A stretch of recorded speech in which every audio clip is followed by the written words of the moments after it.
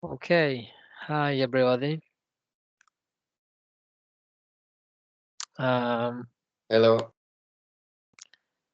Hi. Do you have any questions about the thing we did last time?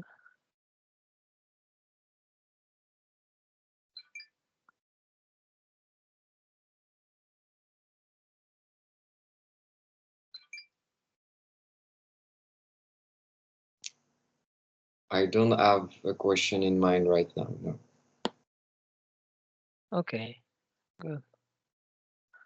Um, okay, so we can correct the exercises you did for today. Okay, so the first one, the first one is quite important because it discusses the notion of independence.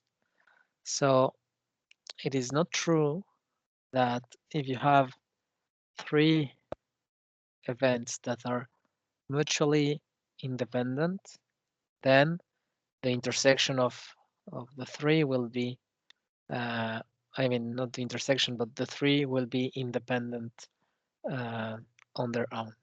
Okay. So the first question was to give an example of that situation. Um, some of you did good things, others made some mistakes, others didn't do the exercises.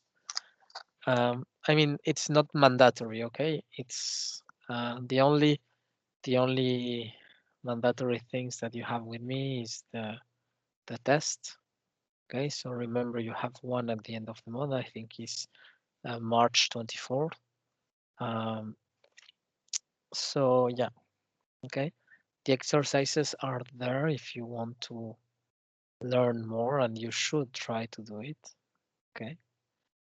Um, but yeah, I mean, if you see the my correction, that will not be as useful as if you already try to look for the answer yourself. Okay, so for the first one, I want to suggest you this example. So let omega be the minus 1 1 um, set. Okay, so I have two different values inside, and for those I'm taking three of them. So this is power 3. Okay. This situation is where you flip three coins. Okay. When you flip one coin three times and you look at the result of uh, the 3D vector you get. So here, of course, it's a coin. So I'm assuming that the probability of getting minus 1 is actually equals to the probability of getting 1, and this is 1/2. Okay, that's my assumption.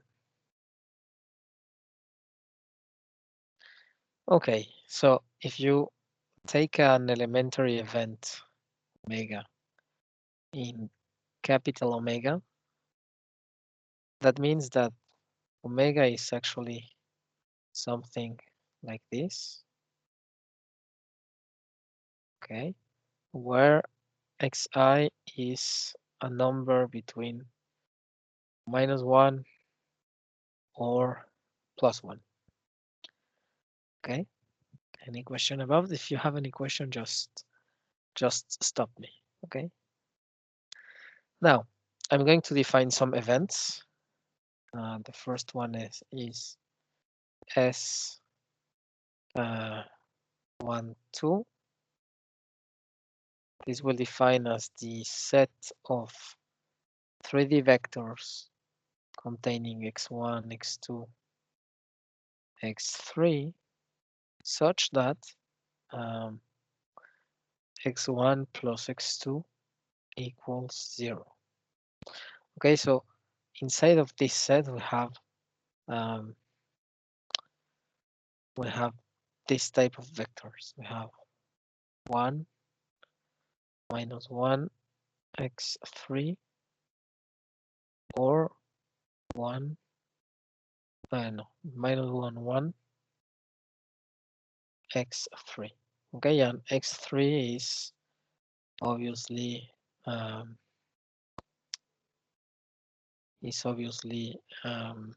free. So you can choose that value as you want. Okay. Excuse me. Uh-huh. Just to be sure, you are defining the -1 and the 1, but it's I think it's if the coin is on one side or the other, but there is an importance of which side correspond to which number. No. Okay. Why do Okay. you think it should be? No, for the next steps of the exercise. So it can be whatever side of the coin. Yes. No, it's not important. Okay. Okay. I mean, you choose which side you want it is, but once you have fixed it, is irrelevant. Okay. Yeah, no problem. Okay, so I define this set. Okay, and you define the others as the same. Okay, so you define similarly. You define S13 and S23. Okay, so every time you define one set like those, you have essentially two types of results. Okay.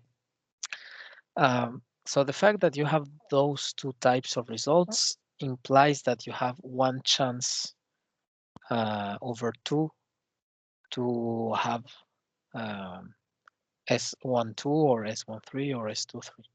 Okay, so what is important here is that then the probability of Sij is 1/2 for any ij elements between 1, I mean,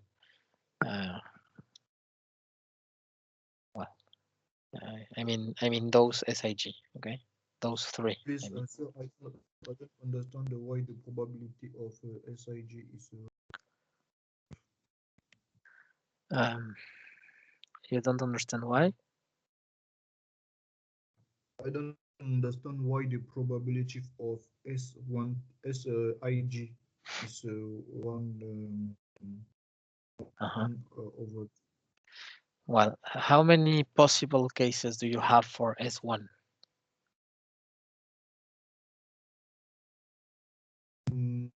For S1, S12. For S12, how many possible? I have two possibilities. No, you have 4 possibilities.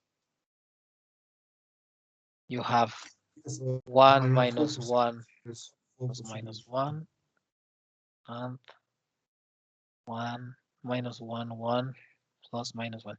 So you have 4, okay? And among those 4 possibilities, you have to choose one or the other. So you have 2/4. And if you simplify that, that's 1/2. Okay. So it's just counting the number of possible values. Okay, so that's why it's 1/2. Now,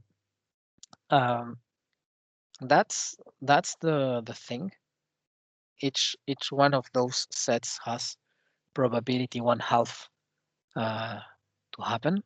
Okay, and now if you look for the intersection of S12 and S13, okay, this is this set. So you have 1 minus 1 minus 1 and minus 1 1 1. Okay, so if you intersect those two sets, then you recover only two elements, this one and this one. So if you divide those two, okay, divide by the 8 possibilities, okay, we conclude that the probability of S12 intersected with S13, this is 1/4, okay? But 1/4 is 1/2 times 1/2, which is actually the product of S12 by S13, okay? So there you can recognize that this is actually the expression of independence. So those two events are independent because of this probability product. Yes? Does it make sense? Yes, but I have just a question about S13. I don't really understand what is S13. Uh-huh. Well, S13 is the set of triplets 1, x1, x2, x3, such that the x1 plus x3 is 0. Okay, okay, I understand now. Okay, thank you. Yeah, so we have 3 events. When I intersect both of them, it can be, of course, I mean, we have this one, but the computation is the same. We have S13 intersected with S23, and we have S12 intersected with S23. So if you intersect those every time, you recover that the probability of S13 intersected with S23 is equals to the product of probabilities of S13 times the probability of S23. So at every moment you recover the fact that those sets are independent. Okay, so that's the important conclusion. We have events that are independent.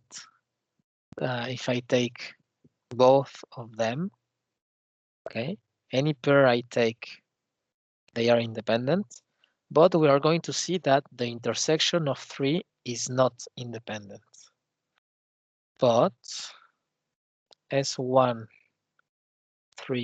intersected with S12 intersected with S23, this is actually empty. Okay, so of course, if this is empty, the probability of that event is 0. Okay, the probability of this event is 0. But on the other hand,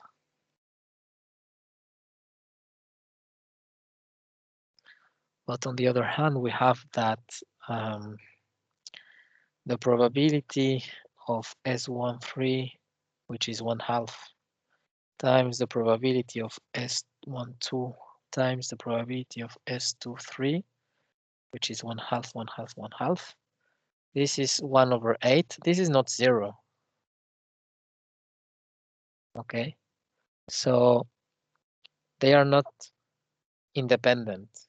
Okay, so here the probability is 0, but here the probability is 1/8, which is not 0. Okay, so that's an example of 3 events that are every couple is independent, taken separately, but taking all together, they are not independent. Ken? Any question?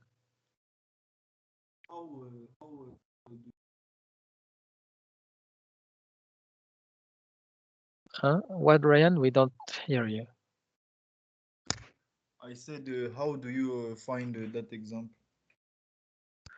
How do you find that example? Well, you just need something. I mean, the key of the exercise is this part. You have to construct events that are not um, I don't know why it's not working, the pointer.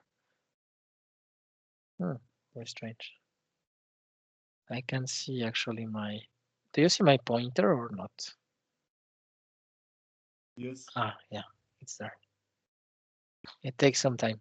Okay, so the idea is to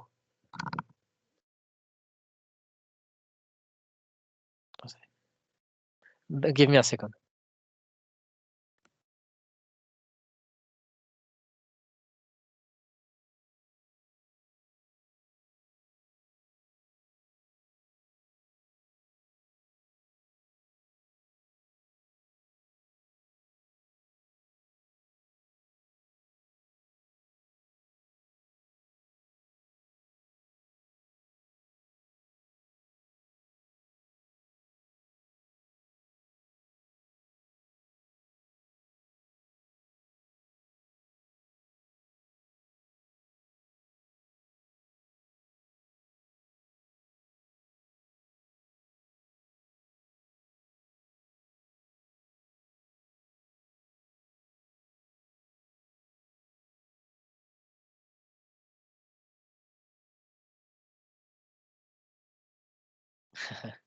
Ciao. Okay, so sorry. Yeah, I was saying to construct this example, you need three sets such that the intersection gives you something that doesn't coincide with the size of the product of three.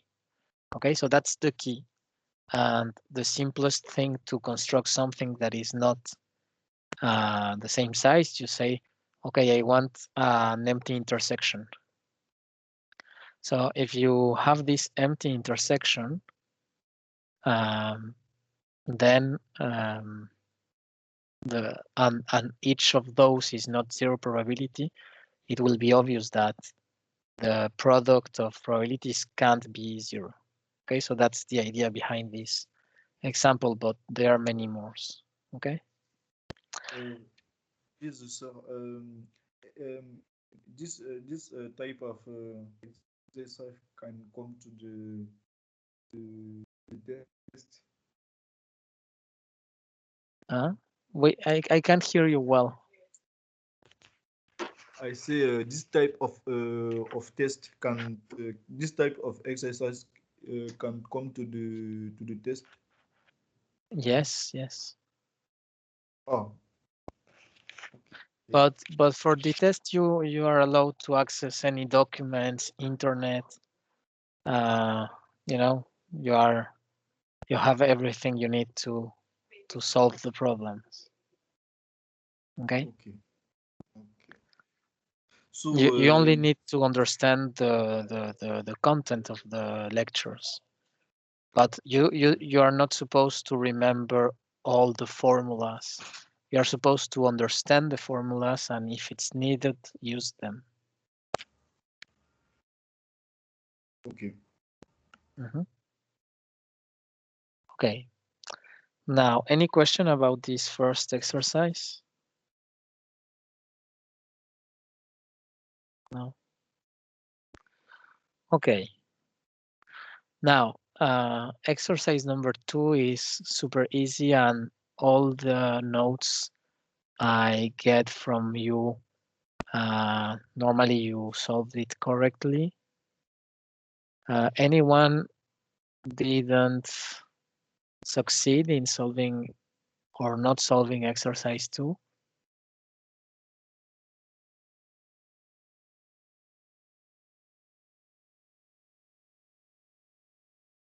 Okay. It's quite easy, okay? So exercise number 3 is easy also, but yeah, so exercise number 2 is super easy, so I'm not correcting it. Exercise number 3 is easy, but we are going to correct it. So you have like you have xi is Bernoulli a random variable with parameter 1/2. So you're just flipping. No, sorry, I'm confusing the exercise. This is a dice. Sorry, so it's not 1/2. You're using a uniform law of probability equals to 1/6. Okay, so you have a dice, and you launch the dice, and you get eventually one number between 1 and 6 with equal probability. So now here the xi is the result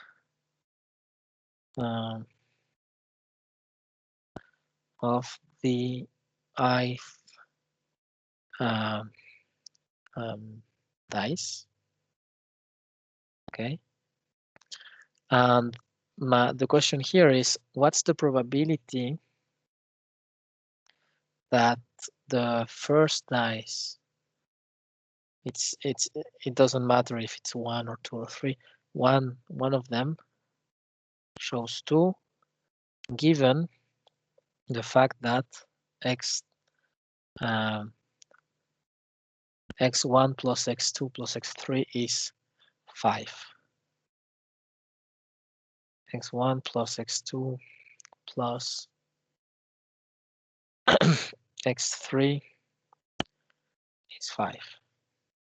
Okay, so by definition, this probability is just the probability of the intersection. So x1 equals 2 and x1 plus x2 plus x3 equals 5 divided by the probability that x1 plus x2 plus x3 is 5.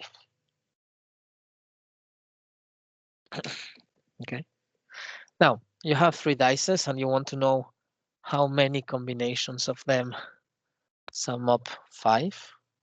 Okay,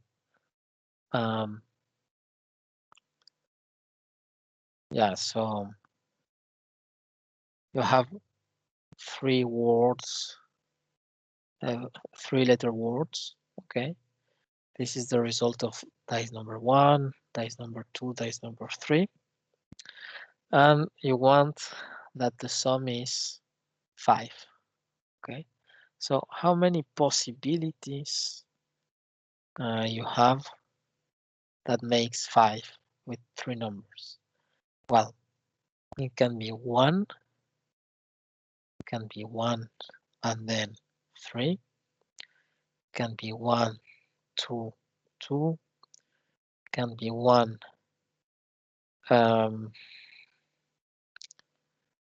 no, that's all, I think. Yeah, for 1, 2, and 3, it's all. We can have 4 here. No, we can't have 4. We can't have 4. So those are the possibilities of making 5. Okay. Of course, you have all the permutations. Sorry? We can't have the first one as there is no 2 in the combination. Oh, yeah, right. Thanks. So no, yeah. You're talking about the first part, no? The numerator. But I am talking about the denominator. So I'm constructing all the possibilities of having 5. And if I consider all the possibilities of having 5, even without the fact that x1 is 2, because I will need that for the numerator, but for the denominator we have those, okay? And of course all the permutations that that are allowed. That means you can have, for example, for the first one, you can have 1, 1, 3 again, but interchanging the place of 1.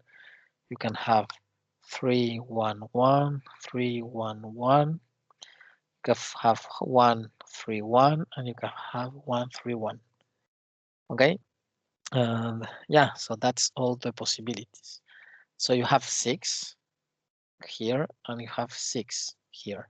Okay, so the total number of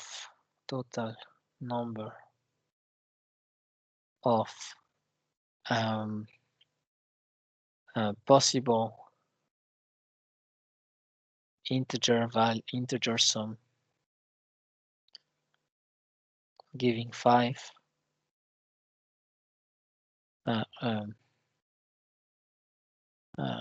is 12.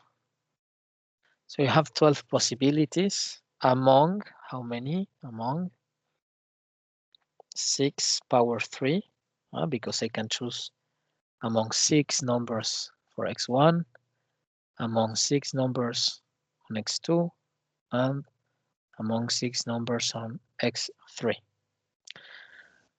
Sorry? Yes.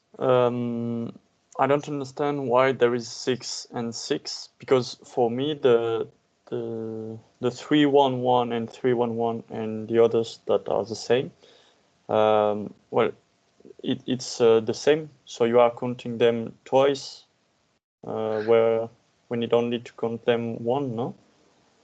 No, because dice number 1 and dice number 2 is not the same dice.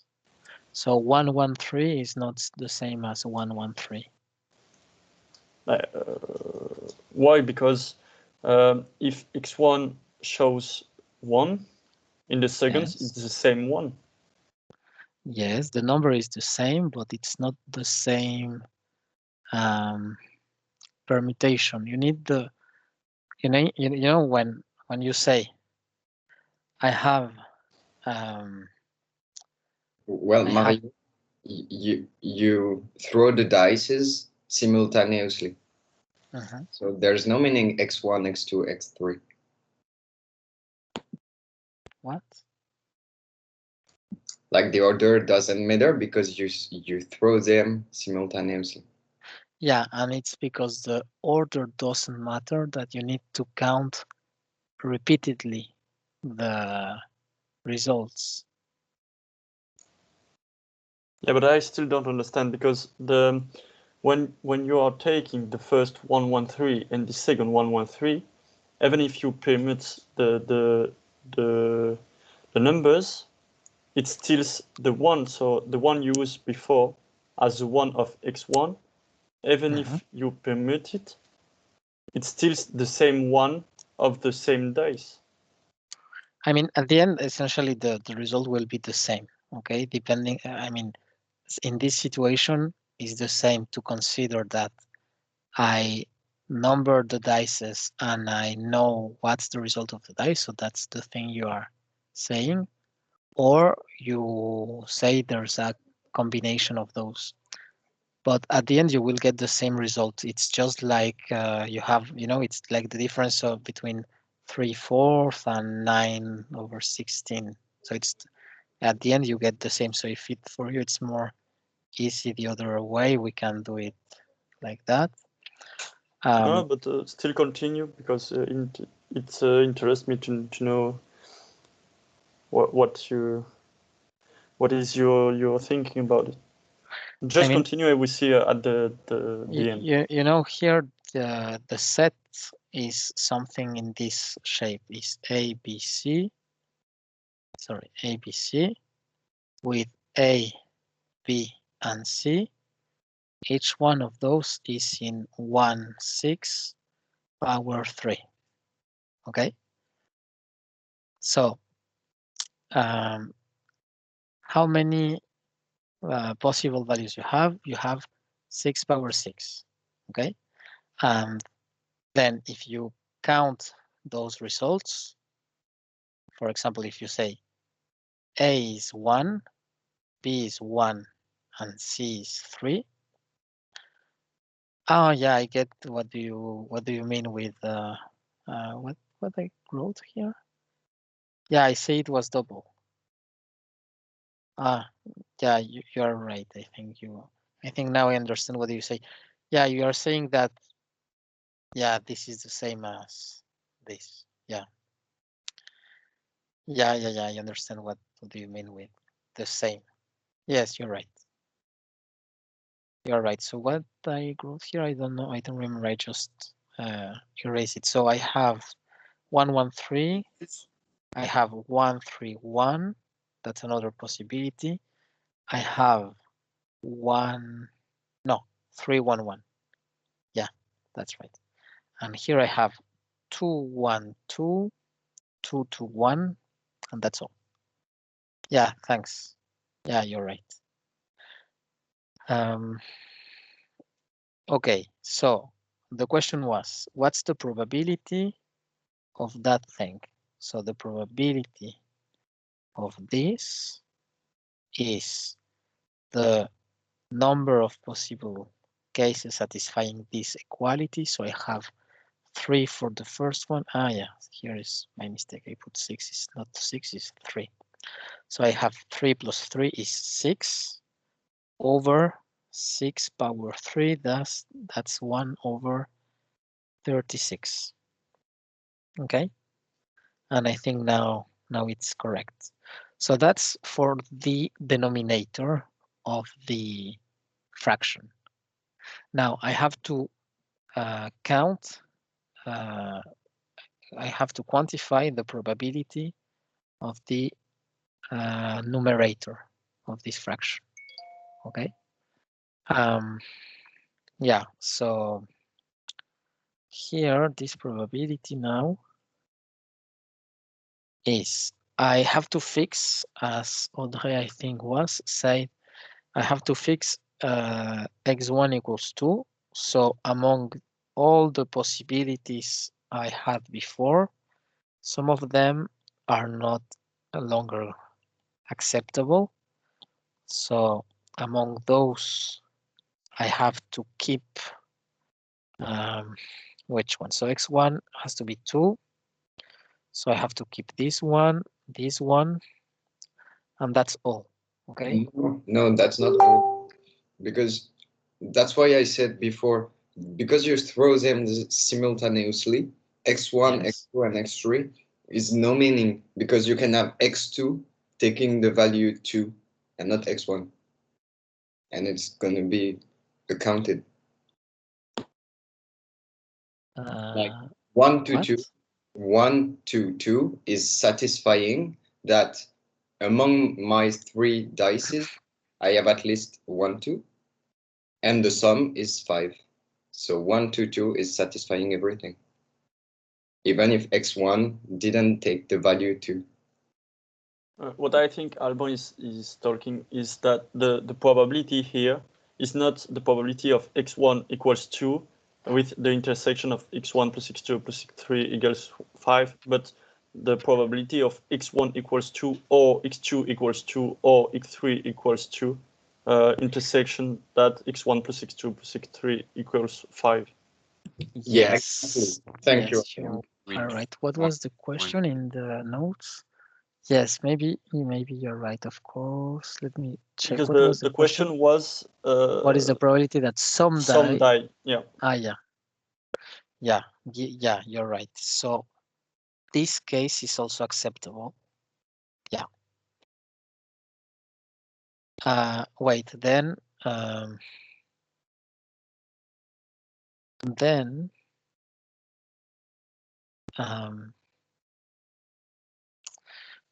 me think. So the thing we said before is also false in that case, because I can't distinguish among the possibilities here. So if I do that, I have 2 over yeah, so it's not 6 over 6 power 6, it's 2 over 6 power 6. Following the same reasoning.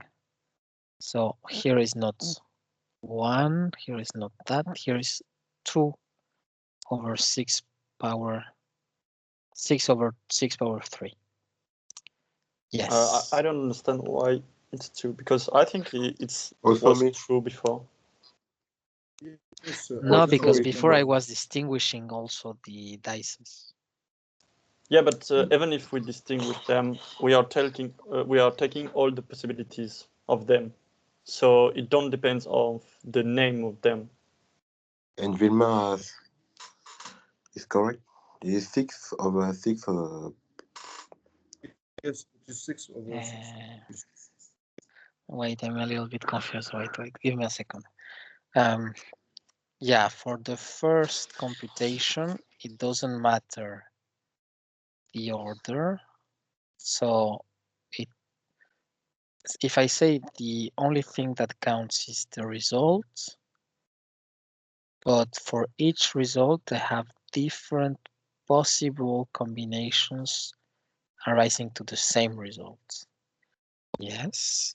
So effectively, I have to count those. So yes, effectively, this is not the same as downstairs. We have 1 over 36, but in this case, yeah, actually, my mistake is this notation is not good. This notation here is bad. I misunderstood the question. So is if we want to actually, that's the source of my mistake, is there is some I such that xi equals 2, giving that the sum of the others is 5. So this is the correct way of doing that. And here then, oops.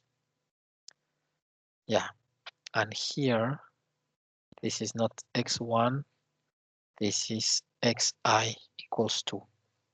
And I have to say there exists an xi such that that's equals to 2. Okay, yeah, I see one. I'm sorry for that confusion. So yes, here again, this is not completely rigorous.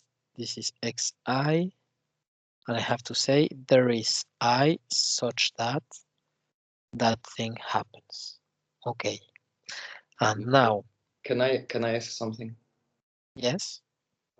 Here, can we like agree on that? We can assume that we already have the answer just by the draw, like the possibilities you just note. Like here we have the green parts over all the possibilities, and this is the answer to the question, right? Without computating anything. You mean, is it possible to answer the problem without computing anything? That's your question? No, my question is, do you agree with me on this? That just on that, with what is on your paper right now, yes, without calculating and computing anything, I can see the answer to the question. Like we know that the answer is 1/2, right? Just by seeing this. Yes, I mean for this precise computation, yes, it is. Okay, so my question now is, why do we compute everything? I don't understand the 6 over 6 power of 3. Like it's becoming very hard for something that is kind of simple. Well, it's you think it's complicated? Like it's becoming harder than just taking the. We have only 6 possibilities to have 5, and we have only 3 of them with 2s in it. Yeah. So I didn't understood if your question was a methodological question or a mathematical question. But if it's a methodological question, the thing we just did is not really difficult. It's just a fraction over a fraction. Right. Okay, it's because you have like the omega that is dividing the two parts, and they're gonna like just simplify each other. Yes. Okay, I understand. Thank you. So this is 1 over 64, 72. Yeah. Okay, so that's the answer. Any other question? This is not the answer. No, you play, 1/2 something. is on the upper part, and the 1 over 36 is on the. Yeah, I just move it, no? Yeah, I just move it. Well, it's thanks. It's the same result anyway. No, wait, what? No, it's not. It's I don't think 36 the over result- 1/2. There's a problem. Wrong. Wait.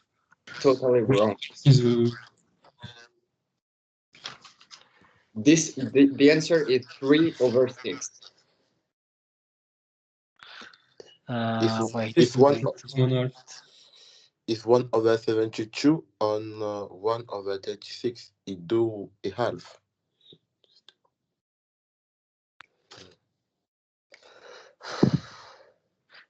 What did you say? 1 over 30, 1/2 over 1 over It's 36. 1 over 72 on 1 over 36, and you will do 1 and a half. And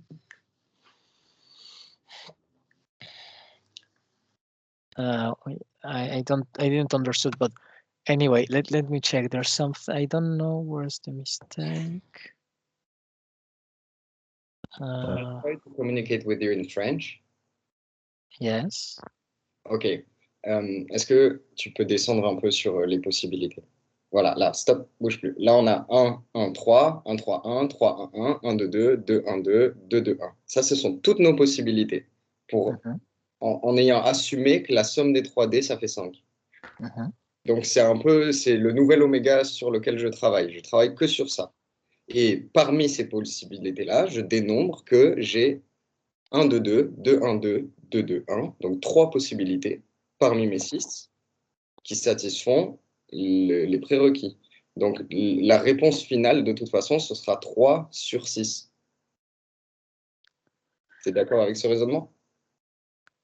Mais la partie du dénominateur, justement, c'est pour ça que je comprends 6. Je comprends pas, on a A inter B. La probabilité de A inter B, c'est 1 sur 72 parce que c'est 3 sur 6 puissance 3. Et c'est ça qui donne 1 sur 72 parce que de manière générale, on a 6 puissance 3 possibilités. Du coup, c'est 3 sur 6 puissance 3 qui donne 1 sur 72. Attends, je te montre un truc là. J'en peux plus. Et regarde mon partage d'écran. Tu veux partager ton écran, Momo? Là. Tu vois, il y a ma souris. On le voit pas. Ça fait pas 1 sur 72, ça. On voit pas ta souris, mais tu as partagé l'écran ou pas?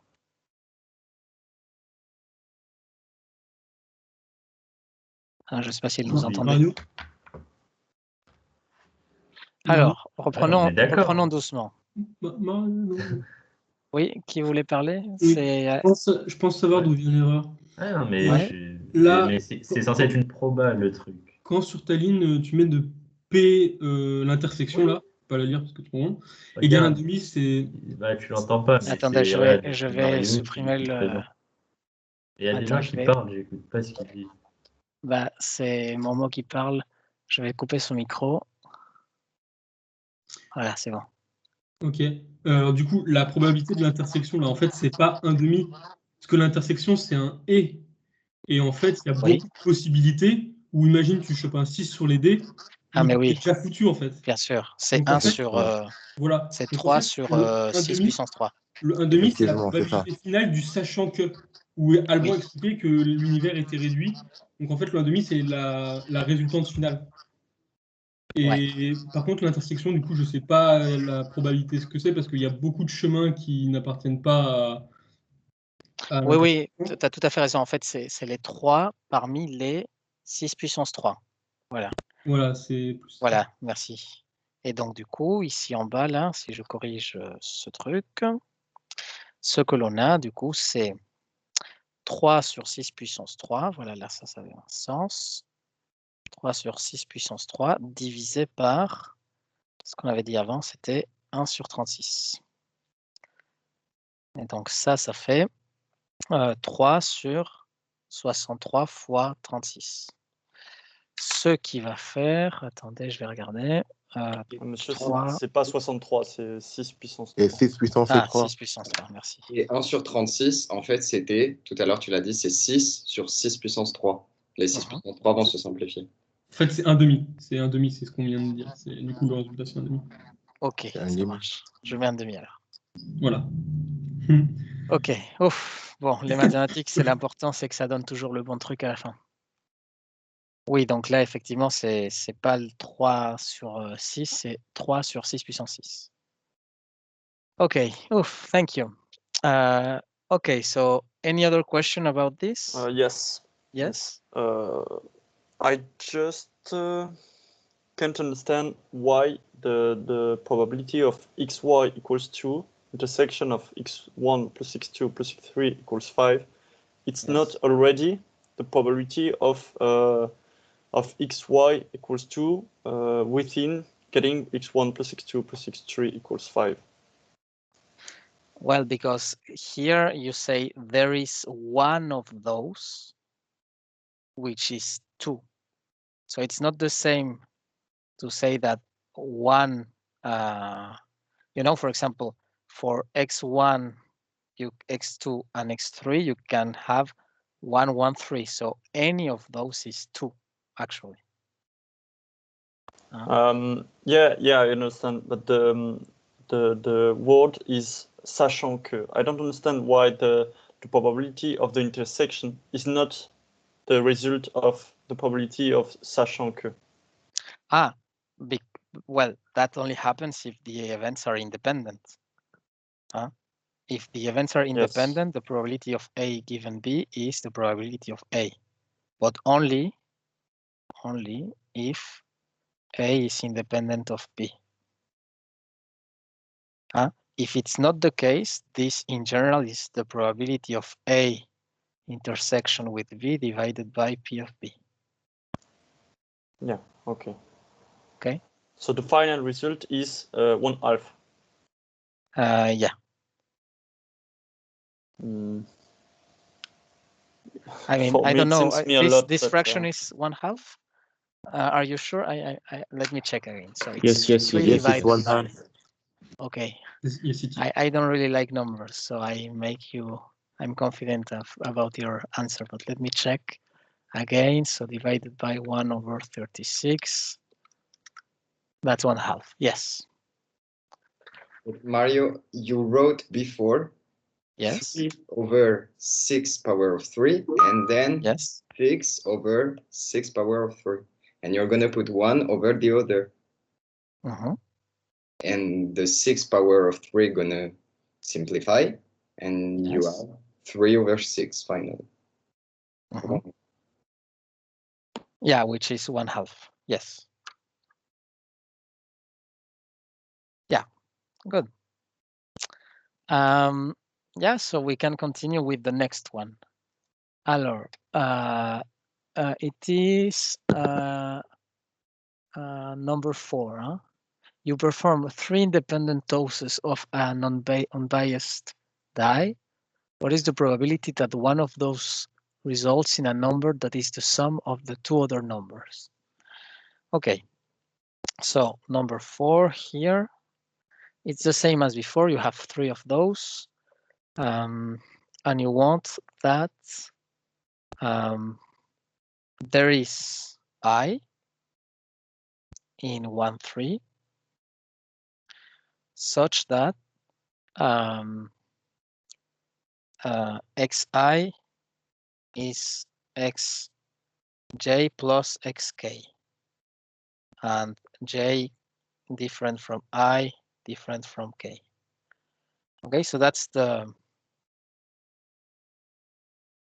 question.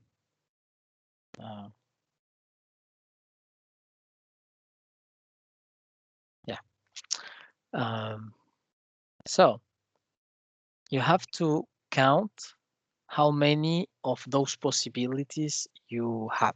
Okay, so it as usual, the first one you can fix it, so it can be 1, 2, 3, 4, 5, 6.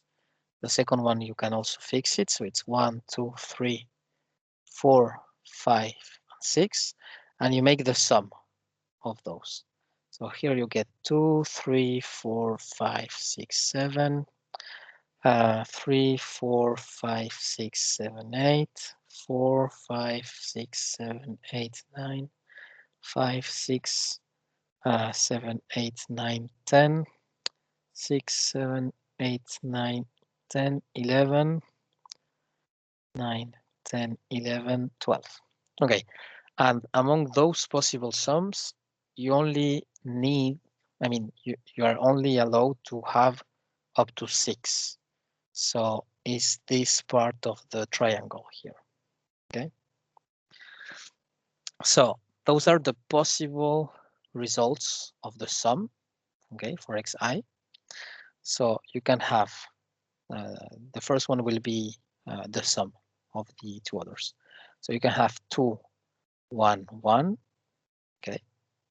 So yeah, for 3, you have 2 of them, okay, which is 3 with 2, 1, or 3 with 1, 2, etc. Okay, so you only take one possible value on the row and one possible value on the column, and yeah, you have here one possibility that makes 5, and here, for example, another possibility that also gives you 5. So if you count how many of those you have, then you have, for the first row, you have 5, then 4, then 3, then 2, then 1. Okay, so it's 5 plus 4 plus 3 plus 2 plus 1, and that gives you 15. Okay, so the probability you are looking for, okay, of the event A is 15 possible cases among 6 power 3, and I don't know how much is that, but you can just leave it like that. Okay. Do you all agree with me?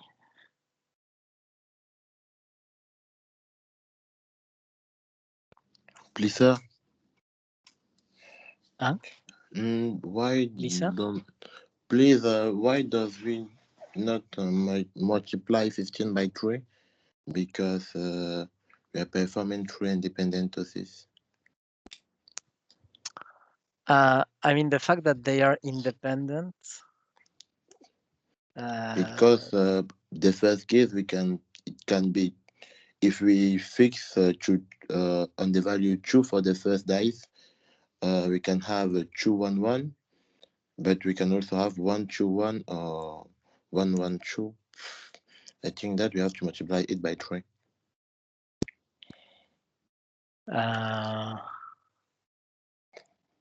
You want to multiply by 3 the number of possibilities, that's right?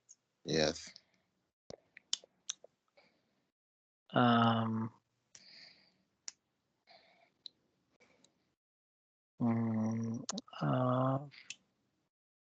I think no, but let me reformulate the thing you said.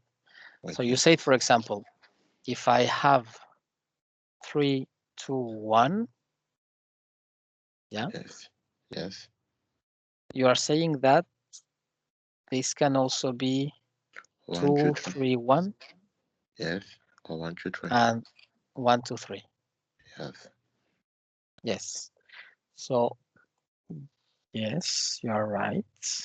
I have to count the combinations of those.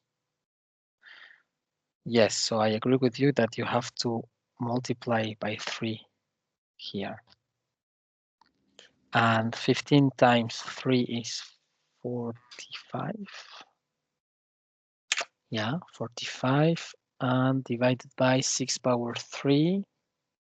So 45 divided by 6 power 3 is 5/24.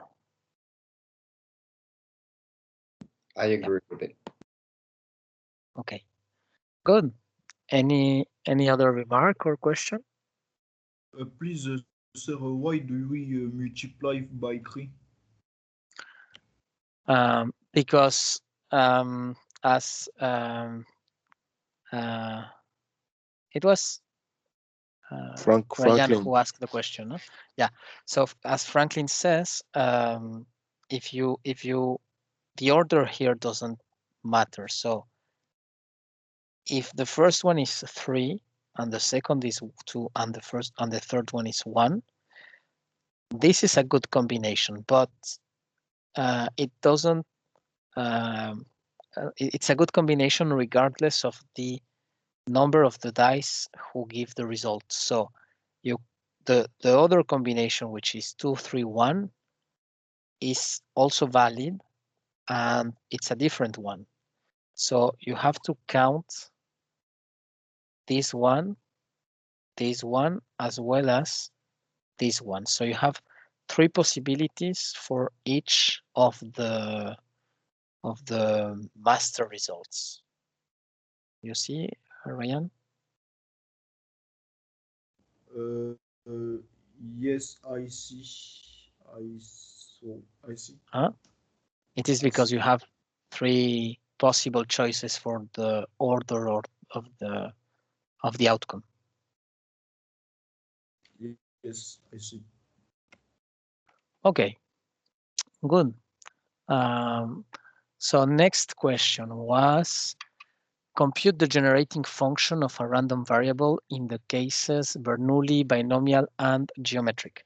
Well, that was just an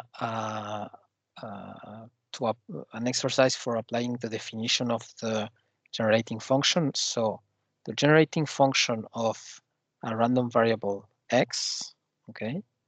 So you have here a random variable x. The generating function is a function of z, and that is the expectation of z power x. And by definition, the expectation is the sum of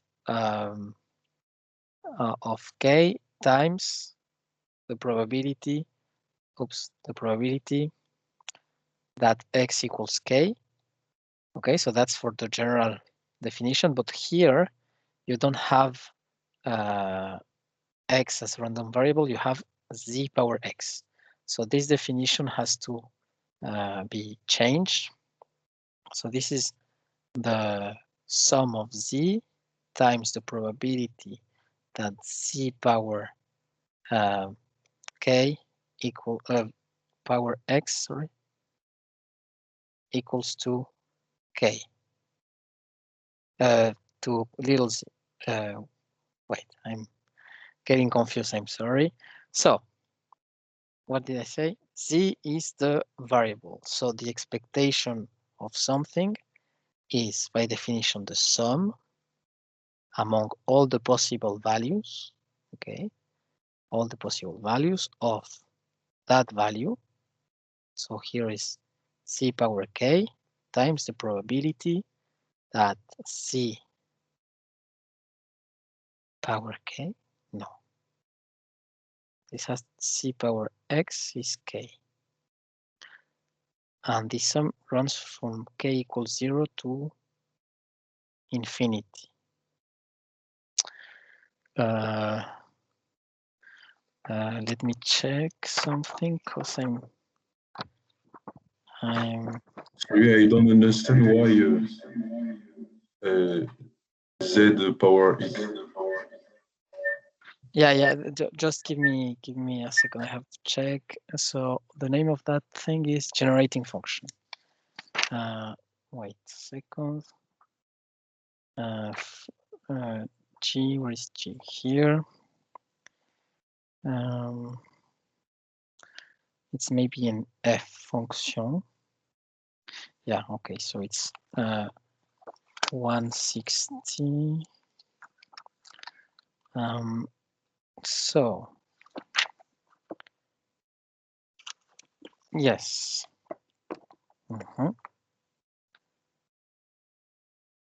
Yes, oh yeah, sure. So this is good, and this is like this.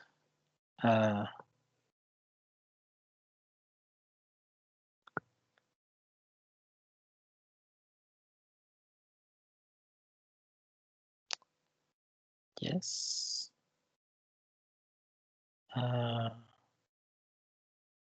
Yes, normally, yes. So it's a power series sum. So I have the sum of c power k for k running from 0 to infinity times the probability that the random variable takes the value k. Yeah, I think we have it. And you have to compute the generating function for the Bernoulli, the binomial, and the geometric functions. So in the case of the Bernoulli, it is quite simple because you only have two possible values for x. X can be either 0 or 1, and the probability that x equals 0 is 1 minus p, and the probability that x equals 1 is p. So in this particular case, the generating function of z, yeah, I have to choose what type of z I'm using here. So this is little c everywhere. So g of z is z power 0, so that's just 1, times the probability of x equals 0. Okay, so this is 1 minus p, plus z power 1, that's just z, times the probability of x equals 1, which is p. Okay, and if you simplify everything, you get pz plus 1 minus p. Okay. Any I'm sorry, but I don't understand here. What do you don't understand? Well, how do you go from the probability of x equals 0 equals 1 minus p and probability of x equals 1 equals p at from to what's below, to the gz? Okay, so I have to add a line here. So this is z power 0 times the probability that x equals 0 plus z power 1 times the probability that x equals 1. Is it more clear now?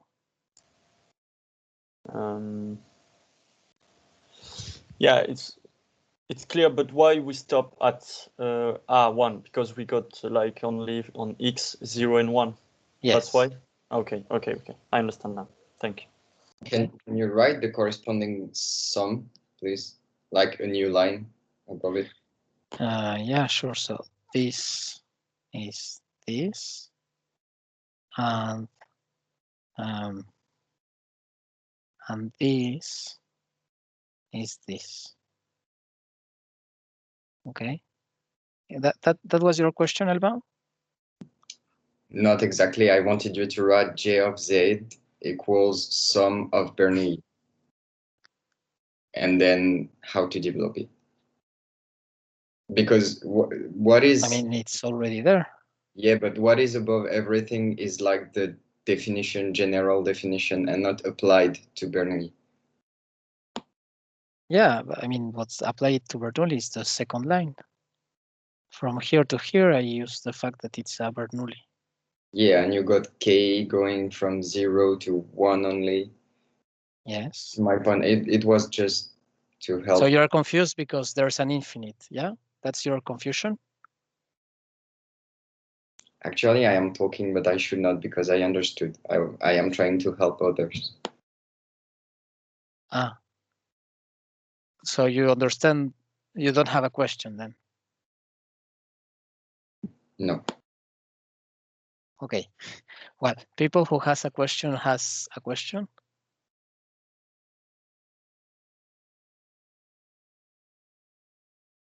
Okay. So I assume it's clear for everyone. So yeah, the idea here is just use the formula and just replace this probability by the actual value of the true probability value depending on the random variable. Okay. Okay. So you have to do the same for Bernoulli, binomial, and geometric. So now for binomial case, okay, binomial, the probability that x takes the value. Salut Eric, ça va? Tu avais besoin de quelque chose? Ah, ça marche. Oui, bah, tu es là tout à l'heure? Ok. Ok, ça marche. Ok, ça marche. Bon, bah, tout à l'heure. Sorry. What was I saying? Yeah, the binomial is the probability that x equals k is k among n times p power k times 1 minus p power n minus k. Okay, and yeah, so the expectation of, sorry, g of z is, so we say the sum of z power k times the probability that x equals k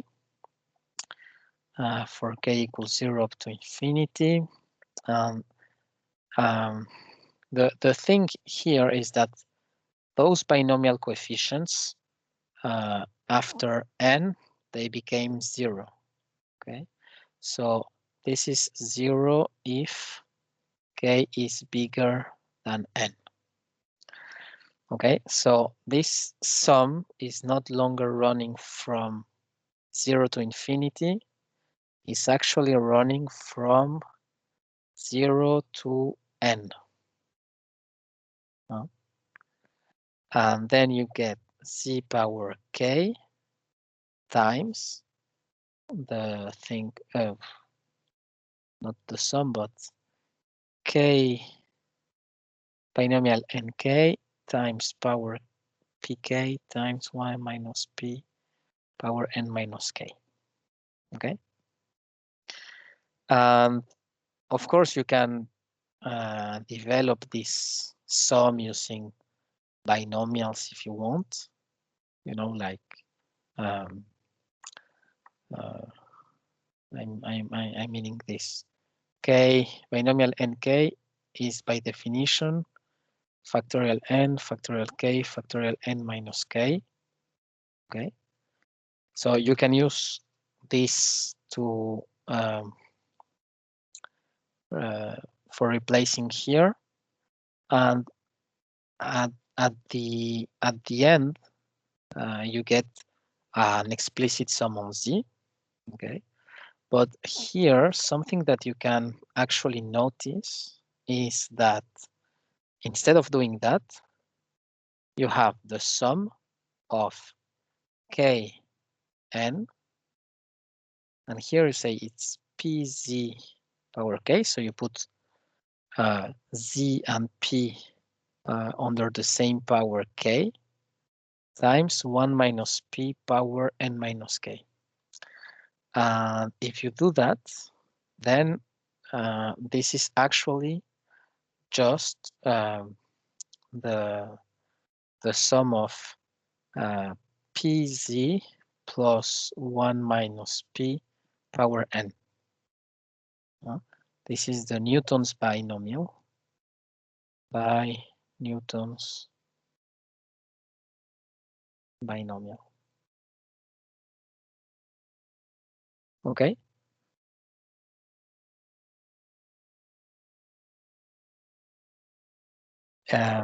Is it clear for you all? Can we consider it like it is an identité remarquable? Yes. Okay, thank you. Can you give me the English for identité remarquable, please? I don't think that exists. Okay. I think that's a French invention. Okay. Okay. Yes, I have a question. I don't really get why the how is it called k among n isn't relevant anymore. No, he's irrelevant. I mean, okay. So there's this Newton binomial formula. Yes. That says a plus b power n is the sum of binomial kn power a k b n minus k for k equals 0 to n. Okay, this is a general formula. Now, if you say that a is pz and b is 1 minus p, okay, yes, then all this sum is just a plus b power n. Oh yeah, okay. Okay, thank you. Okay, good. Yeah, and the last one was the geometric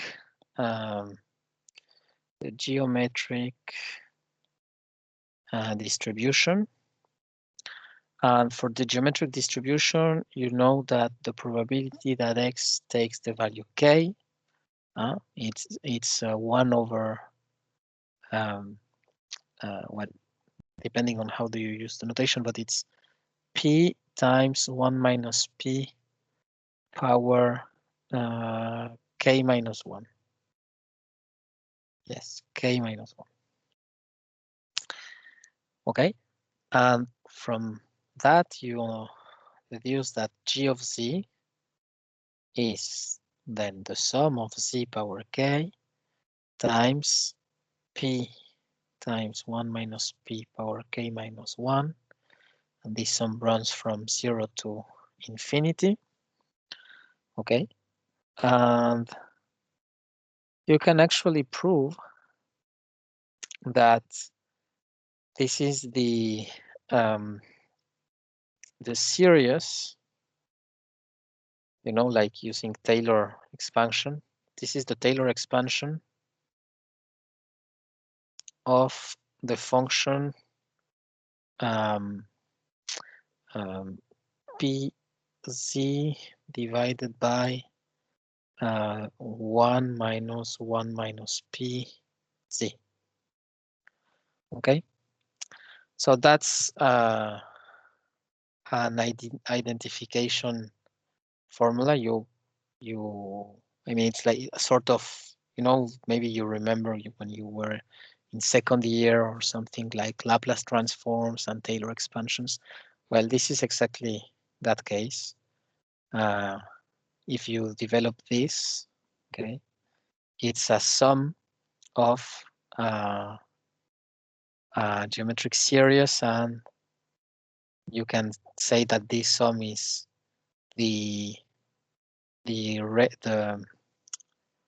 what's the name in English of that? It's the la raison de la suite. Okay, it's the value of the multiplicative factor of the sequence divided by 1 minus the ratio.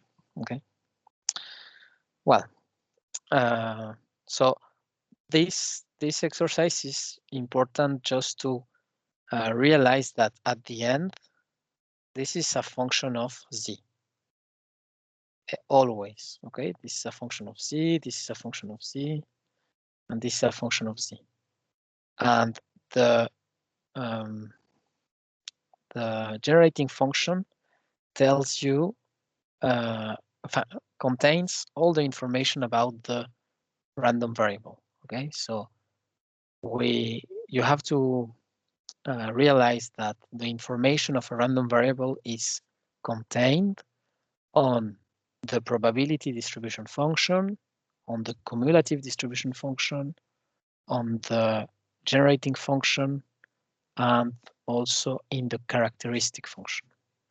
We have not yet talked about the characteristic function, but in any case, the idea is that all the things we need to know about the random variable are contained on those functions, so they are important.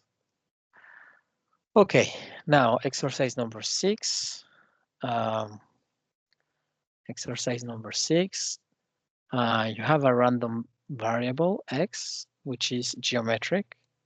So you say x follows a geometric law of parameter p. And you want to show that the probability of x bigger than n squared is bounded by 1/2, 1 over n.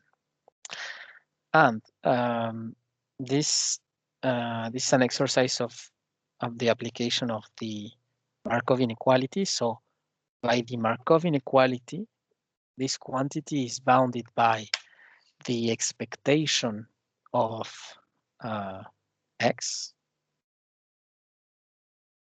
divided by n squared.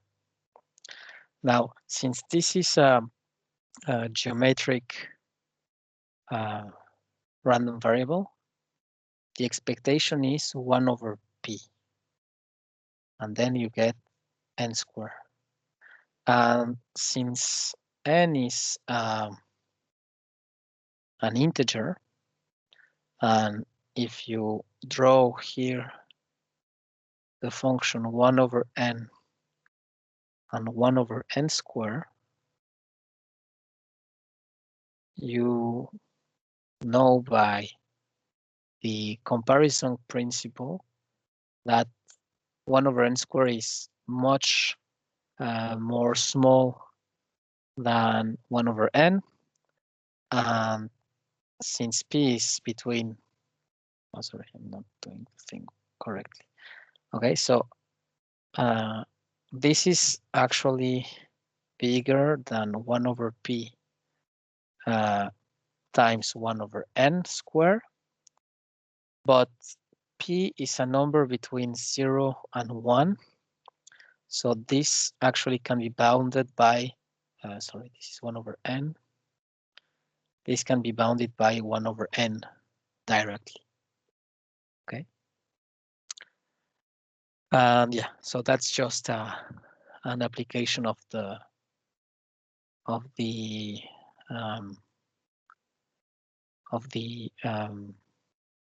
Markov inequality. Markov. Sir, P is between 0 and 1, so yes. It is not always true. I think Ryan.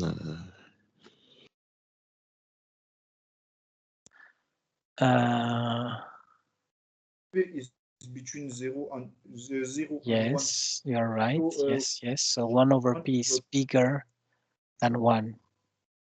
Yes, you are right. Yeah, you're completely right. So here we actually need more. We need to apply the Benjamin-Chebyshev inequality then. Oh yeah, you're right. This is completely false. I'm sorry, this is completely false. Can I ask something? Yes. Well, I didn't know any Markov or someone else inequality, so I tried in a different way. like I developed the probability on the left, like a lot. And finally, when I try to figure out if it's always true that it is smaller than 1/n, this is false. And I don't get why, because I verified my reasoning with Mohammed. Like there was something. So you say that the exercise may be wrong. That's right. Yes. I mean the assertment of. Or there is something wrong in what I did, but I can't get where. I think I found the same thing as. Also, me, I think there's a mistake on the exercise. Huh? It's not impossible. I have to look. The thing is that I don't have my notes here where I am, so I can check what I wrote. But anyway, do you want me to send you my notes? Yeah, you can share it in the group. You know, in the Teams group.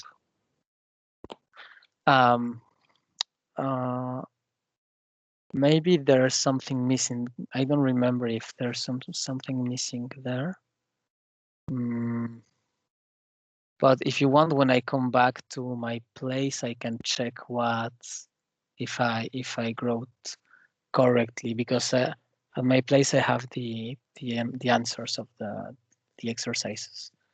So, but normally this exercise is just. I mean, there are two possibilities. One, maybe maybe I wrote bad the exercise. Maybe I forgot one term or something, or maybe the exercise is actually good, and then I probably need something finer. If I need something finer, I need, I guess, the Pinamet-Chebyshev inequality, but that inequality we haven't already see it in the lectures. We only saw Markov inequality, so it's just it's an improvement of the Markov inequality. Okay, the Pinamet-Chebyshev. So I propose to put that in standby, and I will check what do I get. So okay, I receive your thing, Albin, and you say this is equals to the sum.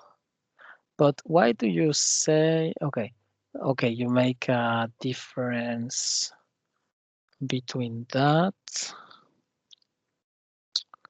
Okay, and you say this is less than the sum from k equals 1 up to infinity. Okay, and this is smaller than, yes, I agree, which is actually equals to the sum. So you change the variable here. Okay. Yeah, and you say this is false.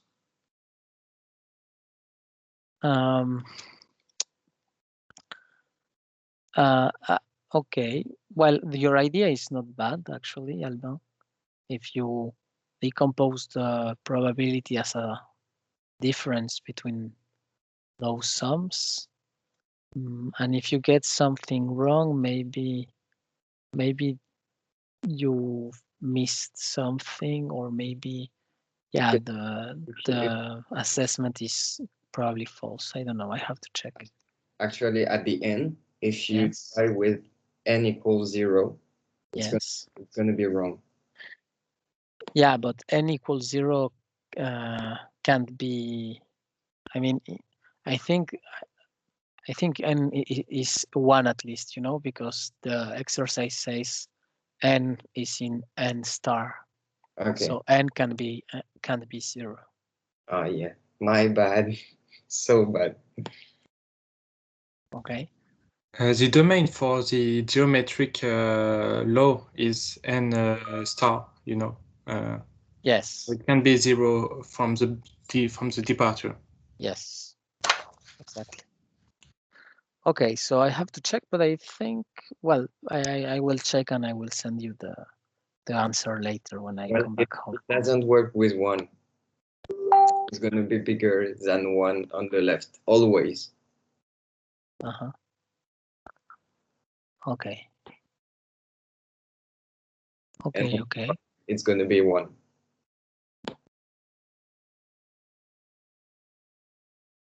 Okay. Well, don't worry. We will see later what happened. So now, last exercise number 7. So the thing says the number of cakes made in a week in the small street workshop is a random variable of expectation 50. Okay, so you keep those information. Expectation is 50 and the variance is 25. Bound from below. Okay, so from below is this side. The probability that the production in the coming week exceeds 75 cars. The probability that xn plus 1 is bigger than 75. Then, okay, so that's another question. Okay, so I have, yeah, this is more useful if we see this as a stochastic process. So I'm saying that x is actually xi. Well, okay. Tac. xi, xi.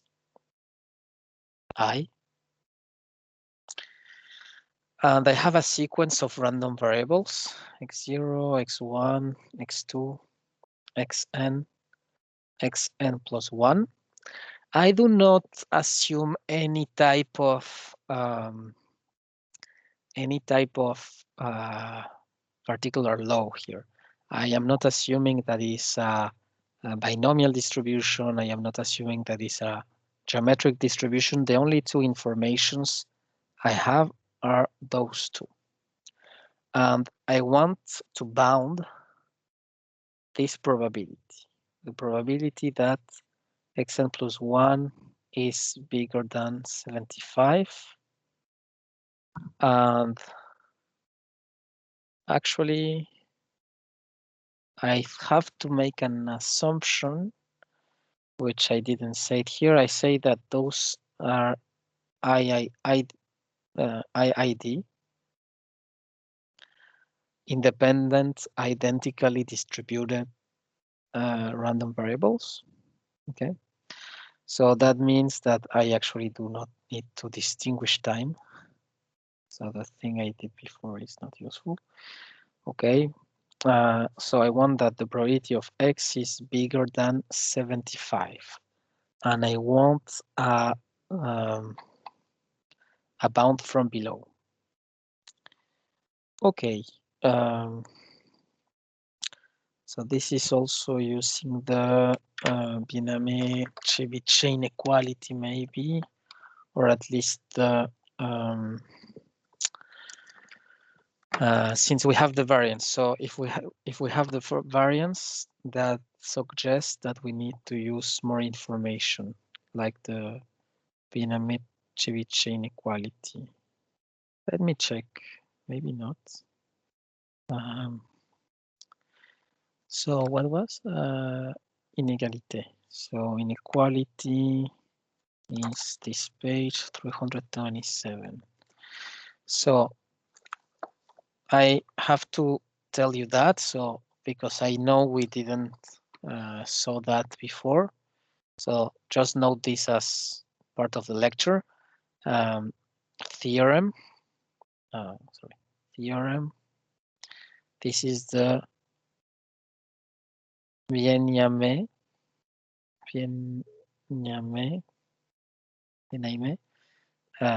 Chebyshev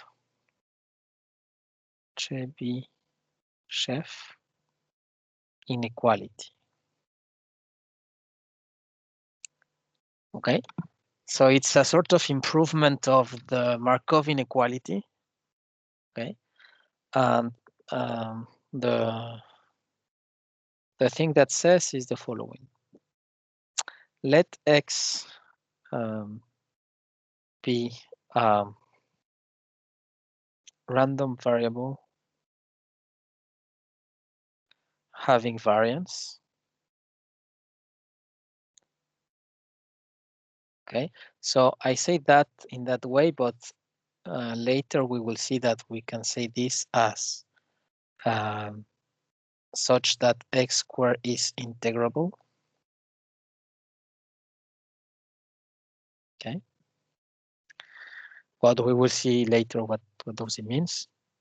Then for any epsilon strictly positive, the probability that x minus the expectation of x is bigger than epsilon is controlled by the variance of x divided by epsilon. Okay, so in this formula you have information of order 2, which is given by the variance. Okay, so that's why we assume that x squared is integrable. It's because we have a finite variance. And that's one form, okay, of the inequality. And if you want to prove this inequality, then you use the Markov inequality. You use the Markov inequality and you apply it to this variable here.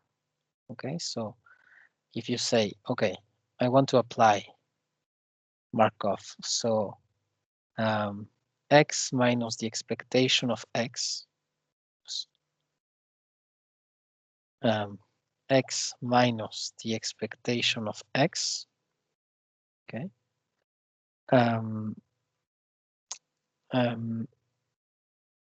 absolute value square, okay.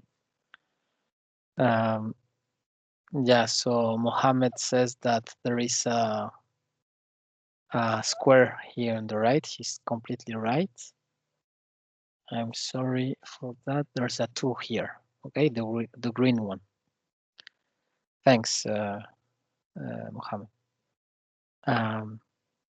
Yeah, so what was I saying? Yeah, so you apply the Markov inequality to this quantity, okay? And you have to notice that saying this is actually the same set as saying this, x minus the expectation of x bigger than epsilon, okay? So you apply the Markov inequality and you get the result on the right, okay?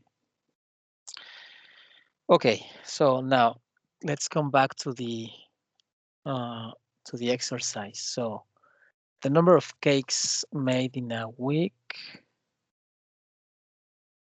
What? I'm sorry, I think I was really tired when I wrote this document because it starts talking about cakes and then it talks about cars. So yeah, there's I mean, it doesn't matter if it's cakes or cars, it's the same. I just hope I didn't mix 2 exercises or something. Well, the number of cakes is a random variable of expectation 50 and variance 50. So what does it says? The Binyame inequality. This gives us an upper bound. Yeah, I think Yeah, I think actually I maybe did a mistake, because if we want to bound from below, I mean, something that is completely, of course, unuseful, but it's true, this is bounded from below by 0. But that's not useful. We want a bound which is bigger than 0 and saying something about that. So yeah, let's try to work with this thing. I mean, let's try to work with that. What can we say about this probability? It can be said that this probability is, I actually didn't say if it was a discrete or continuous random variable. So the general case is continuous, so I have to try to solving in the continuous case. So this is actually the integral from 75 to infinity of f of x dx. Yeah, so I have the density. Yeah. I see. And what was the variance? 50. Okay, so you have 50 here, which is the mean.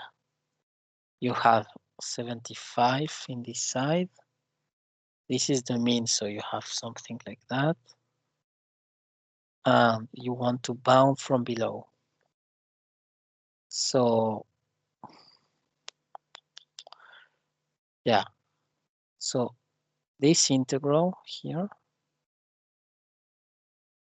is bounded from below by the integral from 50 to plus infinity of f of x dx. This is, of course, smaller than that integral. And I know the variance and the expectation. So the expectation is here and the variance is something around, and the value was 25. The value was 25. Okay. So, of course, here I just draw something which is not the real distribution. I am not saying that it's a Gaussian or something. I'm just saying that it has some shape, okay? Unknown. I don't know which law it is, but I have to bound the integral from 75 to plus infinity by the information I have. And I think it is probably something like the variance times the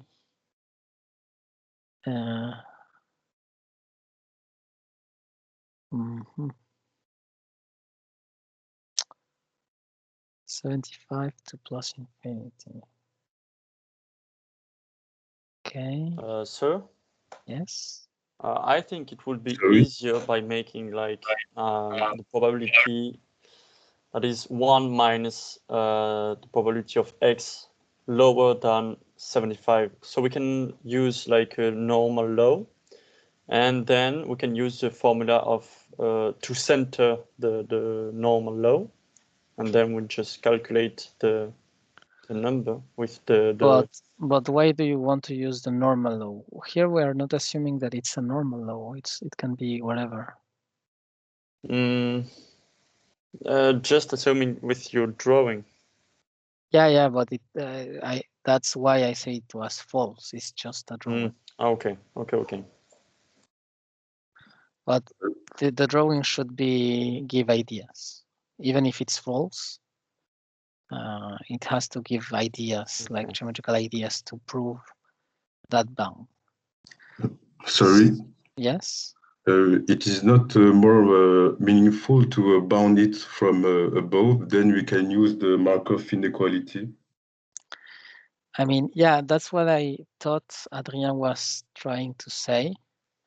If you say the set x equals 75, x bigger than 75, okay, this is So the probability of that thing is 1 minus the probability that x is less, strictly less than 75.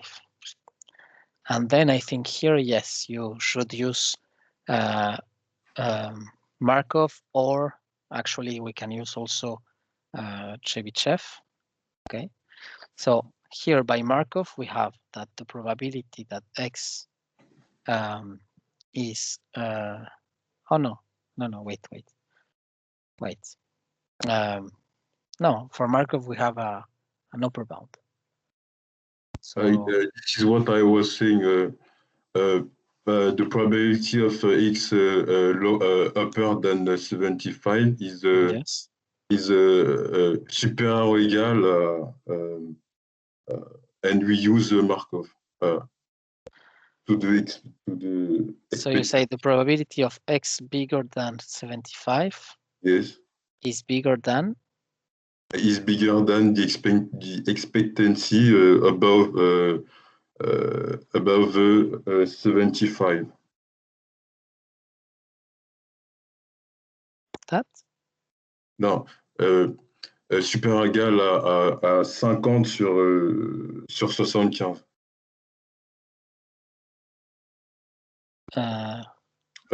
Donc j'ai bien compris le sur 75. P de x supérieur à 75 est supérieur ou égal à 50 sur 75. Alors, j'efface tout et tu me dictes. Vas-y. En fait, moi, j'ai compris, comment j'ai compris la question, c'est de majorer cette probabilité. De minorer. Ah, ok. C'est bound from below. Ok. Bah, si c'était bound from above, puisque je disais, ça aurait été majoré. Ça a plus de sens de le faire comme ça, non? Alors, ce qui est sûr, c'est que si j'applique Markov, ça va me donner une bande supérieure. C'est-à-dire Markov here gives that this probability is bounded by the expectation of x divided by 75. 75, which is 50, I think, yes. 0,06. Okay. But that's a bound from above. Okay. But if we want a bound from below, we need to use some symmetry or something. So here you get at the end 0.04 or something. I mean, when you say 1 minus, sorry. This is not the same. Yeah, so if we want to bound from above, yes, we can use Markov inequality and say that. But the question is bound from below.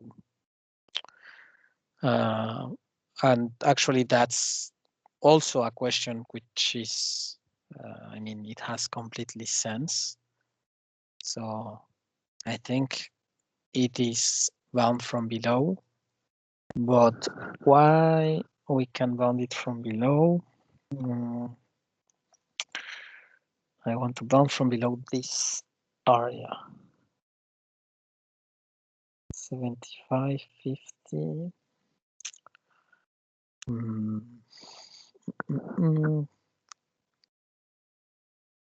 Okay.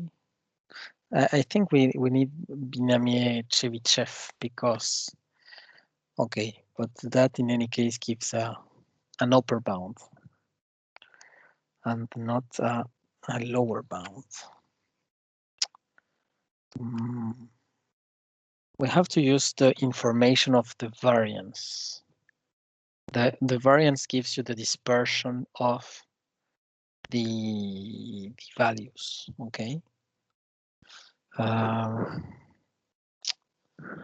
What can be said here?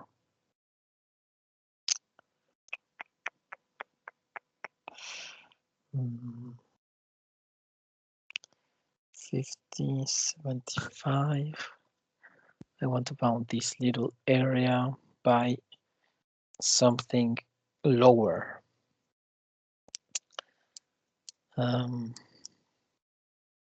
I ask something? Mm-hmm. When we talk about the variance, is 25. Does it assume that it is 25, like the dispersion, the variation, are 25 above 50 and 25 less, or is that the tube is 25 length centered on 50? None of those. Actually, the variance is it's a mean itself. The variance of x is the mean value of x minus the expectation of x square. So it's the mean quadratic error.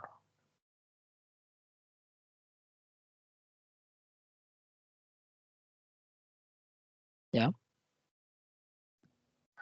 So it tells you in what's the average of the dispersion around the mean of x squared. Okay, so in French it is the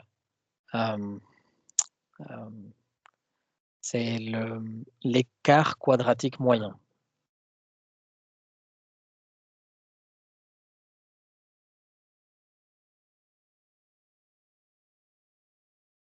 And then when we talk about the standard deviation, that's the square root of the variance. This and what like kind of variation does it talk about? It talks about the variation around the mean, around the expectation.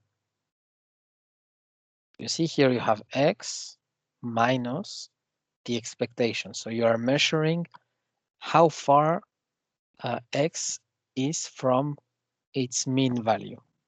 Yes, I understand. Then you put everything square. So depending on if you are bigger than 1 or less than 1, when you put that thing square, it becomes bigger or lower. And in particular, this square coefficient says that it's actually penalizing more the fact that the distance between x and the mean is large. Okay, because you know. Okay, I get it. But finally, I didn't get the answer to my first question. My first question was the variance. If I have to write it on your draw, does it mean that the mean quadratic error is 25 above and 25 less, or is it like centered and length 25? It's centered at 50, but it's not of length 25. It's length 50 also. No, it's I mean this drawing is a bad drawing. I mean it's maybe confusing you. The idea of variance is that it measures the dispersion of data. Okay, so it gives you a bound on the dispersion around the mean. So here you have the mean, and you want to see how far in mean is the data from that value 50. Okay, so you are measuring the dispersion of the thing, so it's centered at 50, yes, and you have a diameter which is 25. Okay, but it's a mean. Okay. Yeah, okay, but you just answered to my question. Thank you. Oh, perfect. Good. Okay, so yeah, I think I have to check when I come back to my place what was the original question, and see if it's. But I think it is correct. I think it is bound from below. Okay, and then when you have the second and last question is compute a bound from P, the probability that X is between 40 and 60. Okay.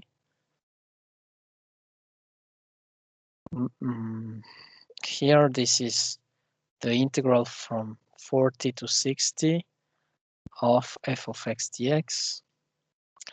And clearly, the mean is between those two values. The mean was 50, I think. Then 40 is here and 60 is here. So since the dispersion is 25, and let's assume it's symmetric, even if it's not, why it's not working? If it's not truly symmetric, so my drawing is false. The idea is that with a length of 25, okay, I have information about the data. I have the variance here. So I can bound this using other inequalities, okay? But again, this is not a good drawing. Okay, do you have any other questions apart from that last question?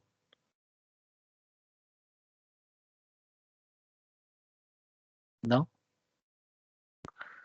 Okay. So last time we start seeing Sorry. yes. I don't understand why we use integrals because we don't know if it is discrete or continuous. Because even if it's discrete, it is written with an integral. Okay. I mean, we use integral for both discrete and continuous. Okay, thank you.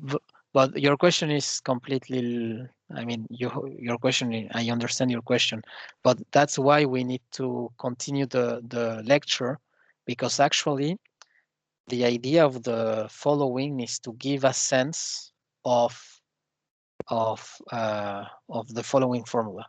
When you want to compute the probability that X belongs to an interval A, this will be equals to the integral over A of the density function dx. Okay. And it doesn't matter if it's discrete or if it's continuous. Actually, the point is that here, this thing here, it's a Lebesgue measure. Okay, so if it's Lebesgue measure, then you get the classical integral. And if it's the counting measure, you recover the classical sums, the sigma things. So here you have the classical integral, here you have the classical sum, but for both we will use this generalized integral, which is the topic of measure theory. Okay. Okay. But yeah, we have to see new things on the lectures. Yeah, because for this question, I use Chebyshev. I don't use the integral. Yeah. It's good. It's good. Don't worry. If you use the sum, it's correct also. Okay. Okay. Don't worry about that. You will understand soon why it's the same. Okay. Thank you. Can I ask something? Yes. Why can't you use like an integral to answer question 1? You can. It's the same. And why didn't you answer question 1? Because we haven't seen yet in the course. Okay. But yes, we can. Okay, so the idea of measure theory is exactly to give a generalized notion of integration. Okay. Okay, so last time we start seeing topology, okay? So we defined what was a topology on a set. It was a family of parts of X, and those elements are called the open sets. And for those open sets, we can define, we saw it was useful because we can define the notion of limit, we can define the notion of convergence, we can define the notion of continuity. Okay, so that's why topology is important. And you have in this potato the set of topological spaces. Topological spaces. So those are couples where you have X and T. Okay, so X is the set, T is the topology on X. Now, those topological spaces are, of course, important mathematical objects. Okay, oops, are very important mathematical objects, and all the analysis needs topology. Okay, so we also need topology, and today we are going to see a smaller family of topological spaces known as metric spaces. Okay, so metric spaces are a particular case of topological spaces. And they have then a topology that can be defined on them. But what is more important is that this topology will be defined by a metric D. Okay, so D is known as a distance, or also known as metric. It comes from Greek metron, that means measure. Okay, you measure the length or something. Okay, so normally when you were at second year, you see a little bit about this type of things. Okay, yeah, so what is a metric? What is a metric? Well, let X be a set, a function D. So D is a function that goes from X squared to R, yeah, that at a pair of points, it returns a value, which is the distance from X to Y. Okay, so the idea you have to have in mind is you have points. For example, this is the point X, this is the point Y, and the distance between X and Y is this number. Okay, so in order to define rigorously a distance or a metric, we need the following properties. So the first property is we need that for any X and Y points in X, the distance between X and Y is positive. Okay, we need that.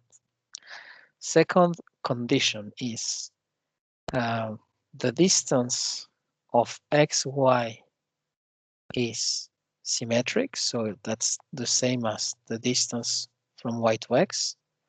And of course, this has to hold for any X, Y in X squared. Okay, that's the second condition. Now, the third condition is that if the distance between 2 points is 0, that implies that they are the same point.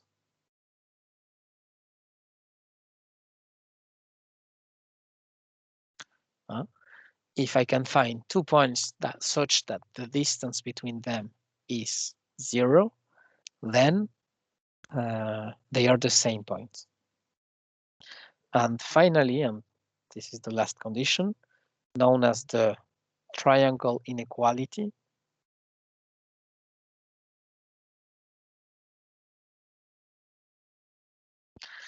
It says that the distance between x and any point z is bounded by the distance from x to y plus the distance from y to x to z. Sorry.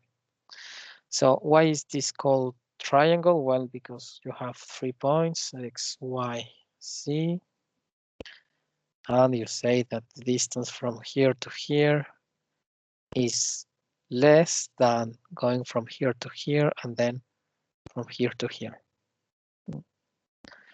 So that's the triangle inequality.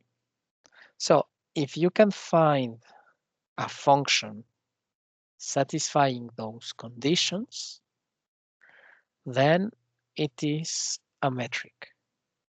Okay? Good? Okay, so now we have to do I'm going to take some water, so I will give you an exercise here.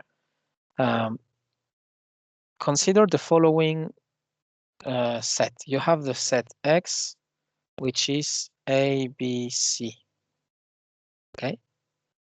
And I suggest to you this function, T from X to R, and X, Y will be equals to 1 if X is not Y, and 0 if X equals Y. Okay, you see the blue thing? Okay, so I'm going to take some water, and your work is prove, or actually verify, that this function is a metric. Okay, so you have a bunch of points, and you say that the distance between this point and this point, why is it working? The distance between this point and this point is 1. And the distance between this point and itself is 0. Okay. Okay.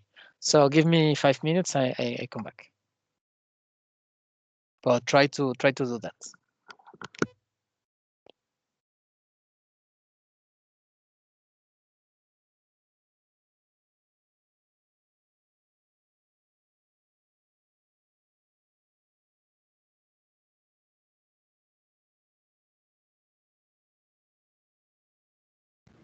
Quelqu'un peut réexpliquer ce qu'il faut faire, s'il vous plaît.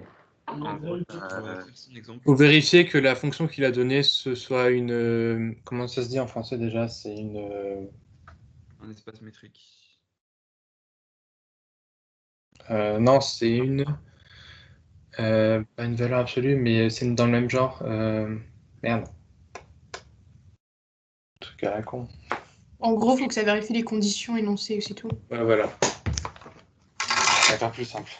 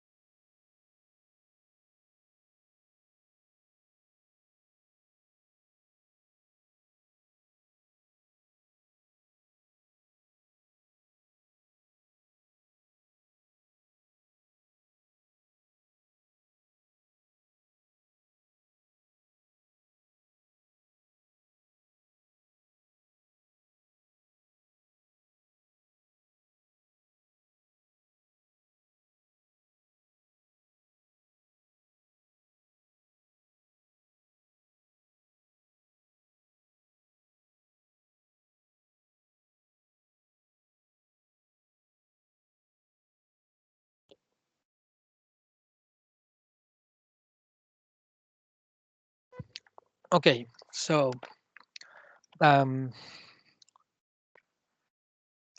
is it easy for you to show that that's a distance?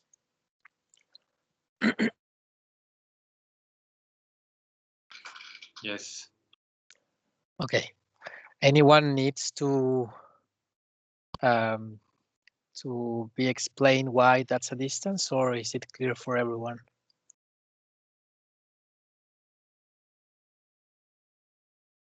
Can you just explain the triangle inequality, please? Yes. So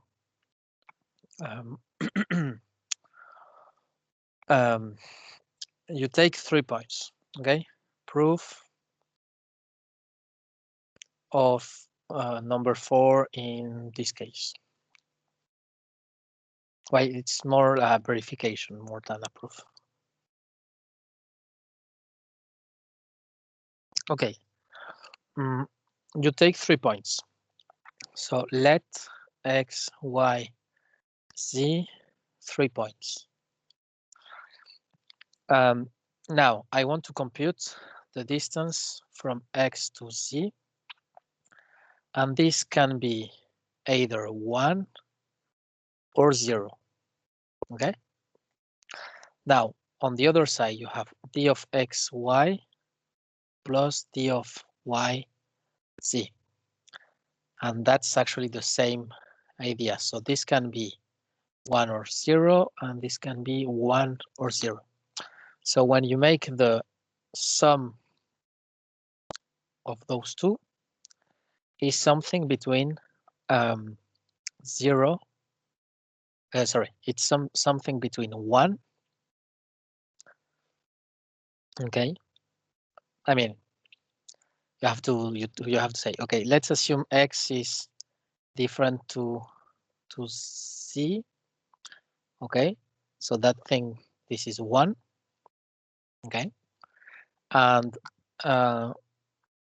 if you assume that y is different from x, you know, it's the transitivity of being equal or not equal of things. This assumption here, okay, combining this assumption with this assumption, I get that y is not z. Okay, so that and that gives that. Okay, so if this is 1, this should be 1, and then this should be 1. So we have that 1 is less than 2. 1 plus 1. Okay, so that's if I assume that x is not equal to z. Now what happens if I assume that x is equals to z? Well, in that case, this number will be 0.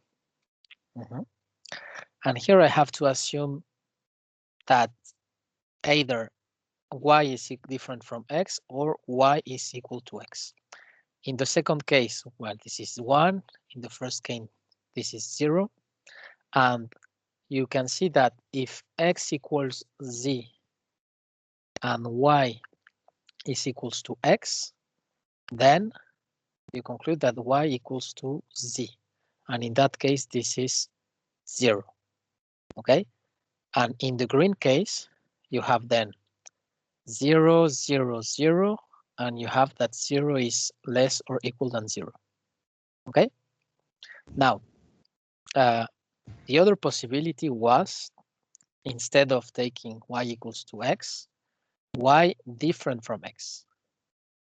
So you say x is equals to z, y is different from x, so that implies that y is different from z. And in that case, that orange case, you get 0 is smaller than 1. Okay, and those are all the possible cases to verify. So if I take 3 points, the distance between x and z is bounded by the distance of x to y plus the distance from y to z. Okay?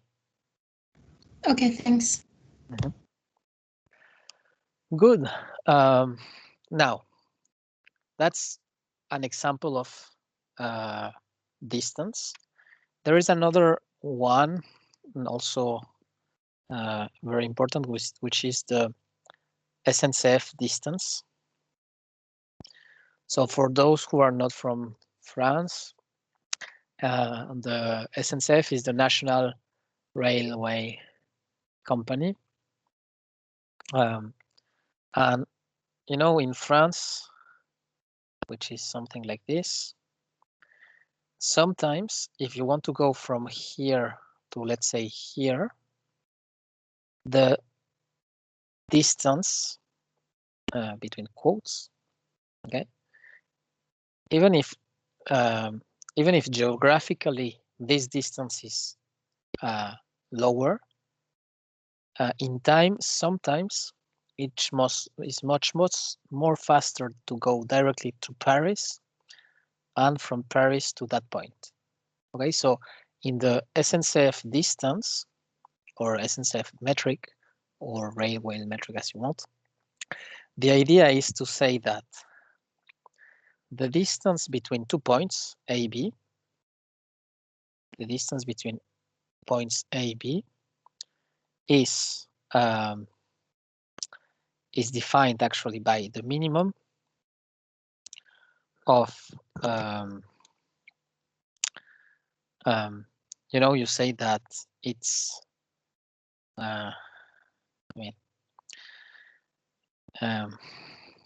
it depends if they are not if there's not already a connection of them, or if there is. Yeah, so the idea here is that if you assume that there is not such connection here, okay, I mean there's no railway joining A and B, the distances of A and B will be the distance of A to P, to Paris, plus the distance from Paris to your destination, okay? So this is if A and B are not joined by a direct pathway.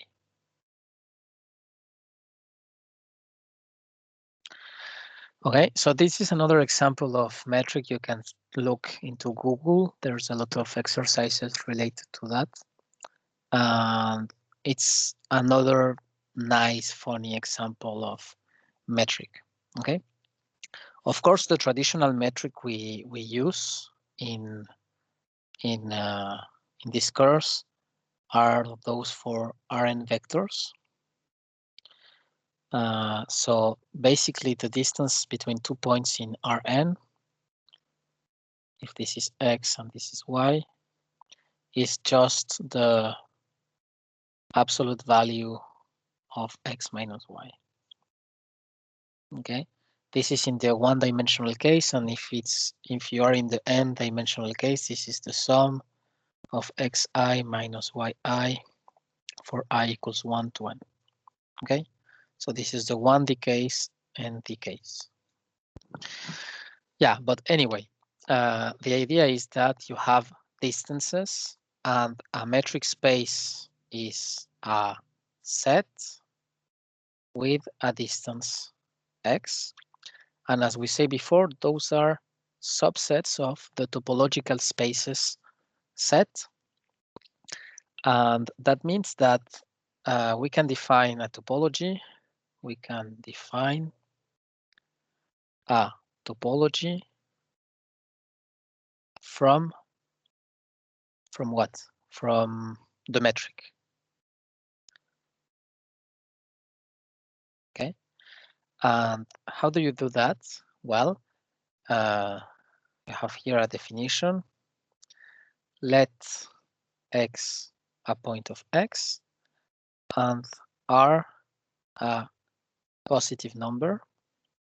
then you say that the open ball centered at x of radius d is the set of points P in X such that the distance from X to P is strictly lower than R. Okay, so this is the open ball of radius R centered at X. Centered at X.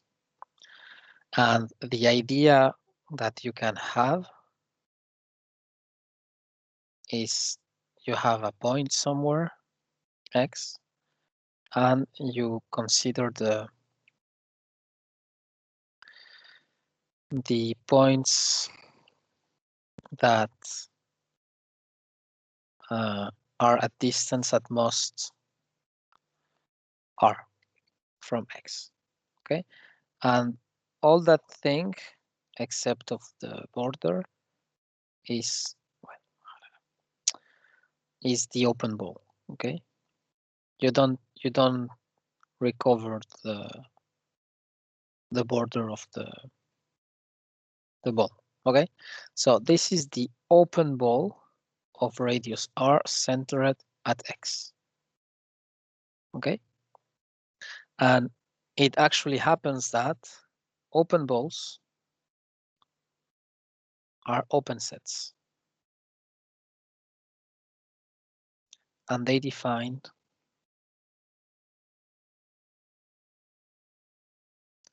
a topology. Okay. Now, if you remember my example here, that distance from xy is 1 if x equals y.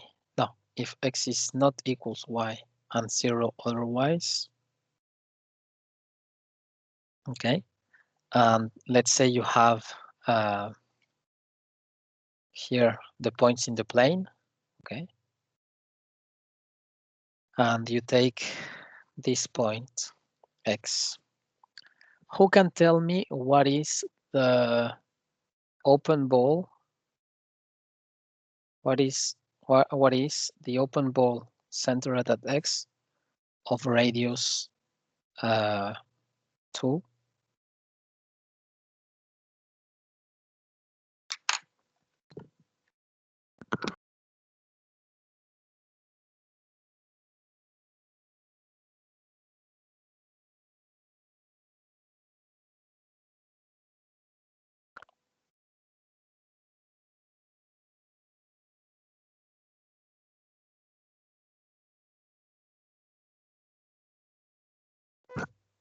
Can you, do you have any idea? It's a circle? No. You know, we are using this distance here.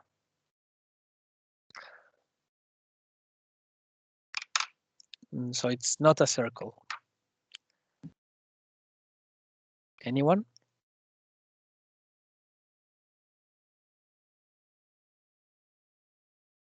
It's a dot. Yes. Congratulations, Arthur. It's a dot. It's actually X. Okay. So who understand that is X and who don't understand it? I don't. Okay. So by definition, the ball centered at X and radius 2 is the set of points Y or P as you want in X such that the distance from X to P is smaller than 2. But the distance between X and P, okay, is by definition one of those two possible values. It's 1 or it's 0, depending on if X equals P or if X is not P. Okay, so for example, if you take this point P here, this point is not X. So the distance between, well, actually, no, no, you are right if you don't understand. It is 2, sorry, if it is X, it's actually not X, it's actually all the space minus X. Well, I continue with the explanation. This point here is clearly not X.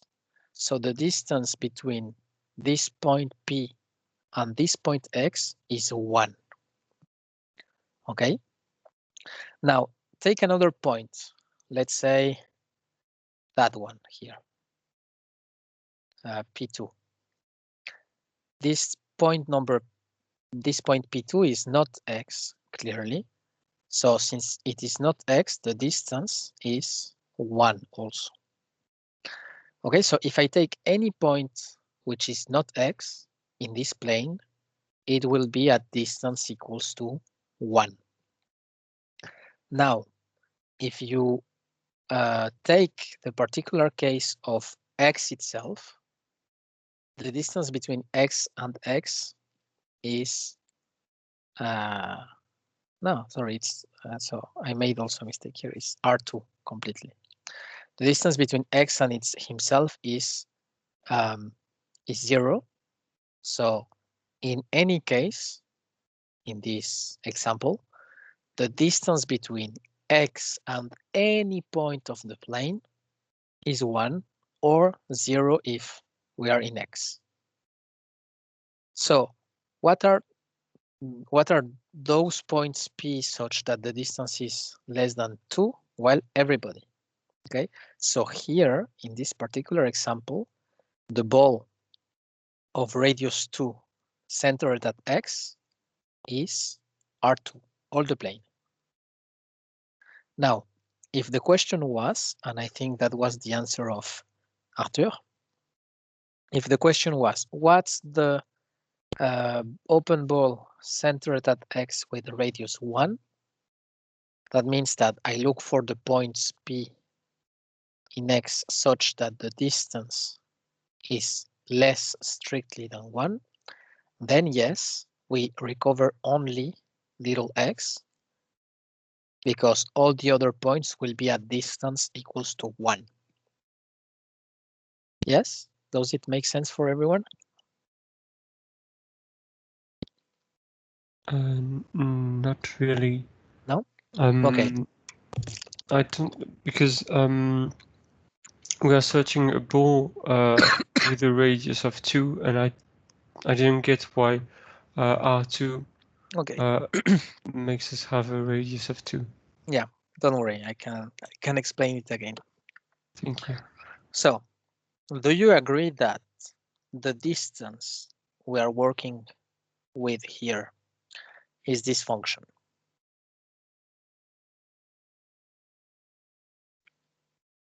Yes, I agree. Okay. Now, the ball centered at X with radius 2 is the set of points P in X such that the distance between X and P is smaller than 2. Yes? Yes. Okay. Now, take the plane and you take the point X, which is here. I'm going to take another point, namely P here. Tell me, what is the distance between 1. P and X? Yes, 1. So is P here or is not? Well, it's inside of the ball. Is it or not? It is. It is. Okay. So this point is in the ball because the distance is less than 2. Okay? Yes. Now, what I'm saying is that every point in the plane, is actually at distance smaller than 2 from X. Oh, yeah. Yeah, of course. Yeah, now so it's that's obvious. why this is R2. Yeah. Okay. Thank you. And that's also why the ball centered at X with radius 1 is only X. Okay, because now if I say the radius has to be 1 and every point has to be a distance smaller than 1, then I get only X, because all the other points different from X are at distance 1, which is bigger than 1. I mean, it's equals to 1, bigger than something less than 1. Okay, so you can see here that the notion of distance can be very weird. Okay, but it's important to consider that type of cases because we need the distances to define a notion of limit and convergence. Okay, so last time we defined limits and continuity in terms of open sets in the topology. Now we can redefine limits in terms of distances. And for that, I'm going to introduce a concept of Cauchy sequence.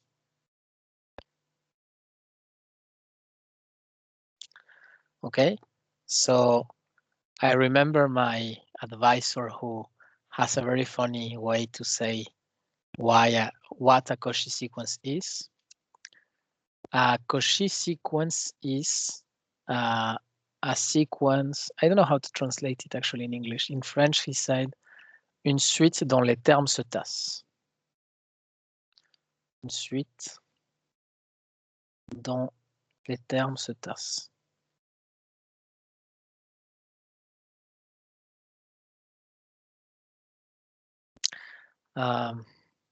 Yeah, so for our foreign student, that means in Spanish, una sucesión cuyos términos how do you say it as? Se pegan, maybe? Se acumulan. Yeah, I think we say se acumulan. Okay, so the idea you have to, well, the picture you have to have in mind is something like this. You have points, and they are becoming closer and closer and closer and closer and closer. Is this accumulation process? Sorry? C'est une suite qui converge? Non, pas encore. Not yet. But of course, it will be related to convergence. Okay? You're right, Yuan. Convergence is not far from here, but we are not there yet. Okay? So mathematically, a Cauchy sequence is the following. So let X D be a metric space and let Xn be a sequence of points in X. Okay. We say that Xn is Cauchy if what? If for any epsilon strictly positive, there is a moment such that for any P and Q bigger than N, the distance between XP and XQ is smaller than epsilon. Okay? So that's the definition of Cauchy sequence.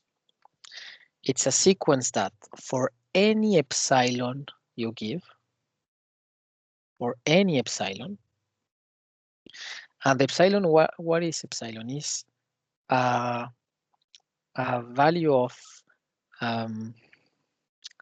not confidence, it's a tolerance.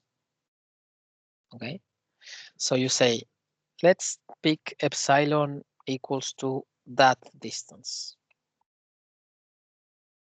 this tiny distance here.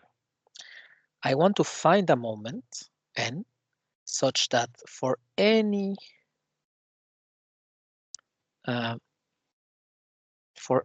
two points on the sequence that are more far on the indices than n, so n is somewhere here, then the distance between 2 points of those is smaller than epsilon. Okay, so typically you have here xp, xq, and this distance is smaller than epsilon. Okay, epsilon can be this. And you can see here that the distance is smaller. Okay, so that's a Cauchy sequence. Now, what is the difference between convergence and Cauchy? Well, that in some metric spaces, you have Cauchy sequences that do not converge. Okay, so here, remark, there are some metric spaces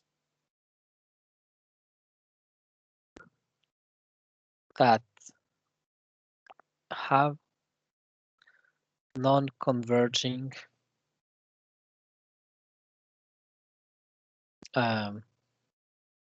sequences. Okay. Sorry, that are Cauchy.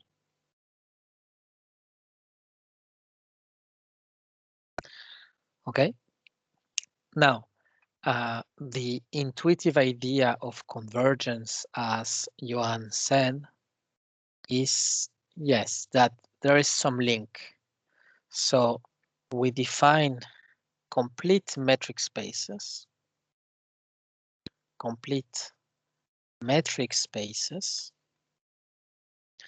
as the metric spaces where every Cauchy sequence,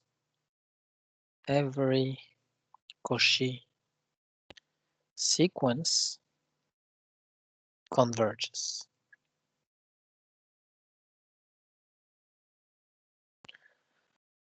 Okay, so that's the coming thing of convergence.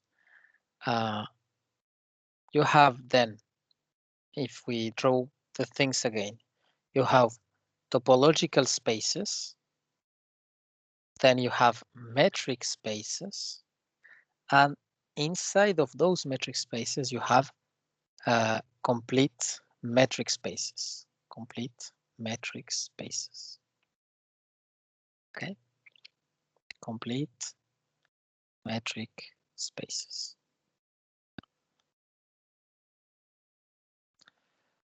Okay, so again, we have to discuss why we are doing all those things for you.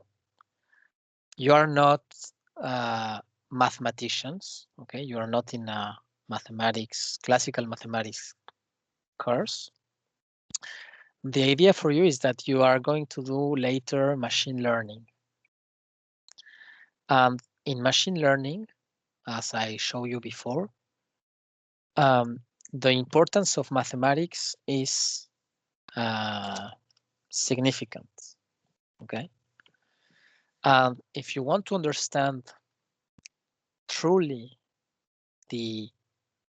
what is machine learning, then you have to be able to read the books, the papers that talk about this topic.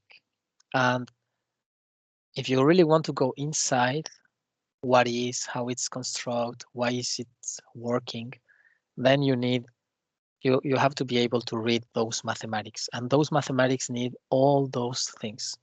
So actually this lecture this year, you can be seen as it's giving you the basis of mathematics that you will need for reading that.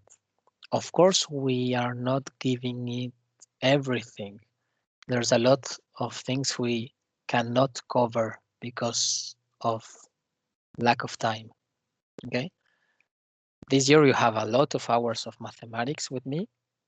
That's good, but it's actually not enough. Okay. So we try to give you as far as we can good content on mathematics, giving examples,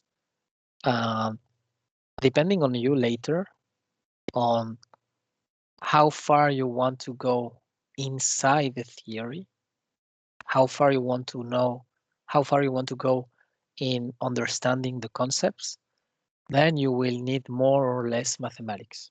Okay, but I think in any case, at least you should be conscious that in machine learning there's a lot of mathematics. And as we say before, the first type of mathematics, well, is sort of analysis. In analysis, you need topology. Well, you define topology, you define convergence. Those convergence notions are important for measuring the quality of the algorithms. You know, you have to say, oh, my classifier made a mistake. This notion of mistake is encoded in metric spaces. You have to say, oh, my classifier is confident at 95% that this is a car and not a plane. Well, the way the algorithm is constructed behind uses Bayes theorem, a lot of probability, etc., etc. And later you will see the optimization part with stochastic gradient descent, other type of optimization methods, and of course the language for computers is linear algebra, because you know linear algebra is the basic essence of computers. They compute with vectors, matrices, tensors.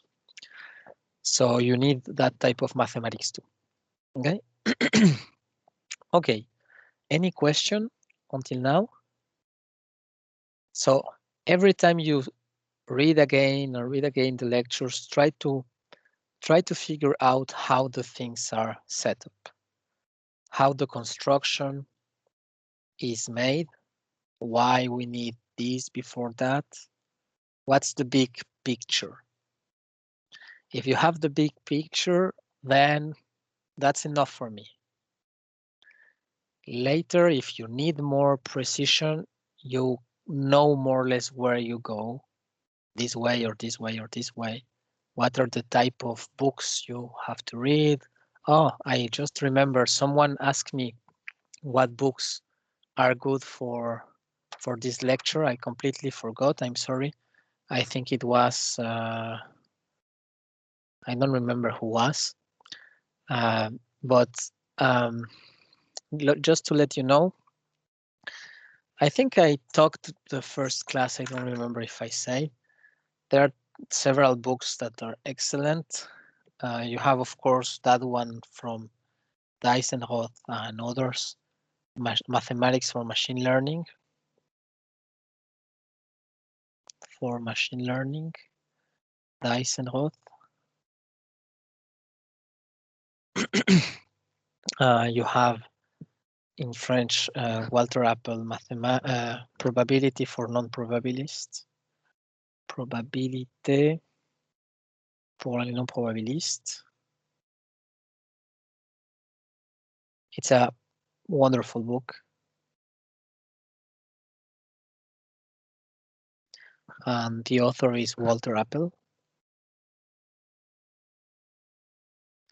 The third one is Bernard Bossamy, Probabilistic Methods, Méthode probabiliste.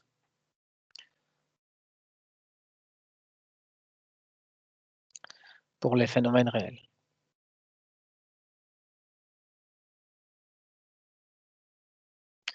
Très très bon bouquin. Very good book by Bernard Bossamy.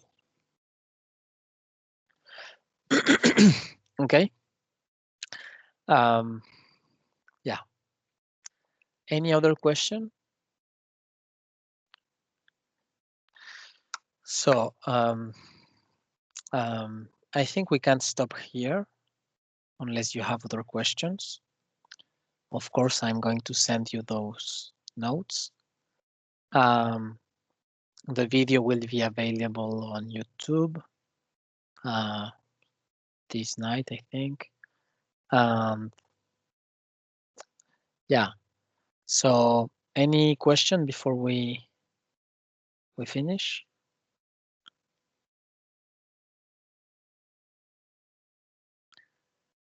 No? No.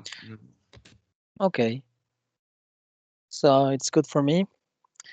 Have a good afternoon. I think we have class again on, check, on Wednesday. Okay. We have class on Wednesday, and we will only have class between 2 and 3:45, because then I have to present the EPF school to a Colombian university. So we have an event from the international department. So I will give you some exercises to do on the last hour on Wednesday. Okay. And after that, I think we see again on Monday. Okay, good. Well, have a nice afternoon and see you soon. Thank you. Thank you. Bye. Thank you. Very much. Thank you. Bye. Goodbye. Thank you. Goodbye. Thank you, you too.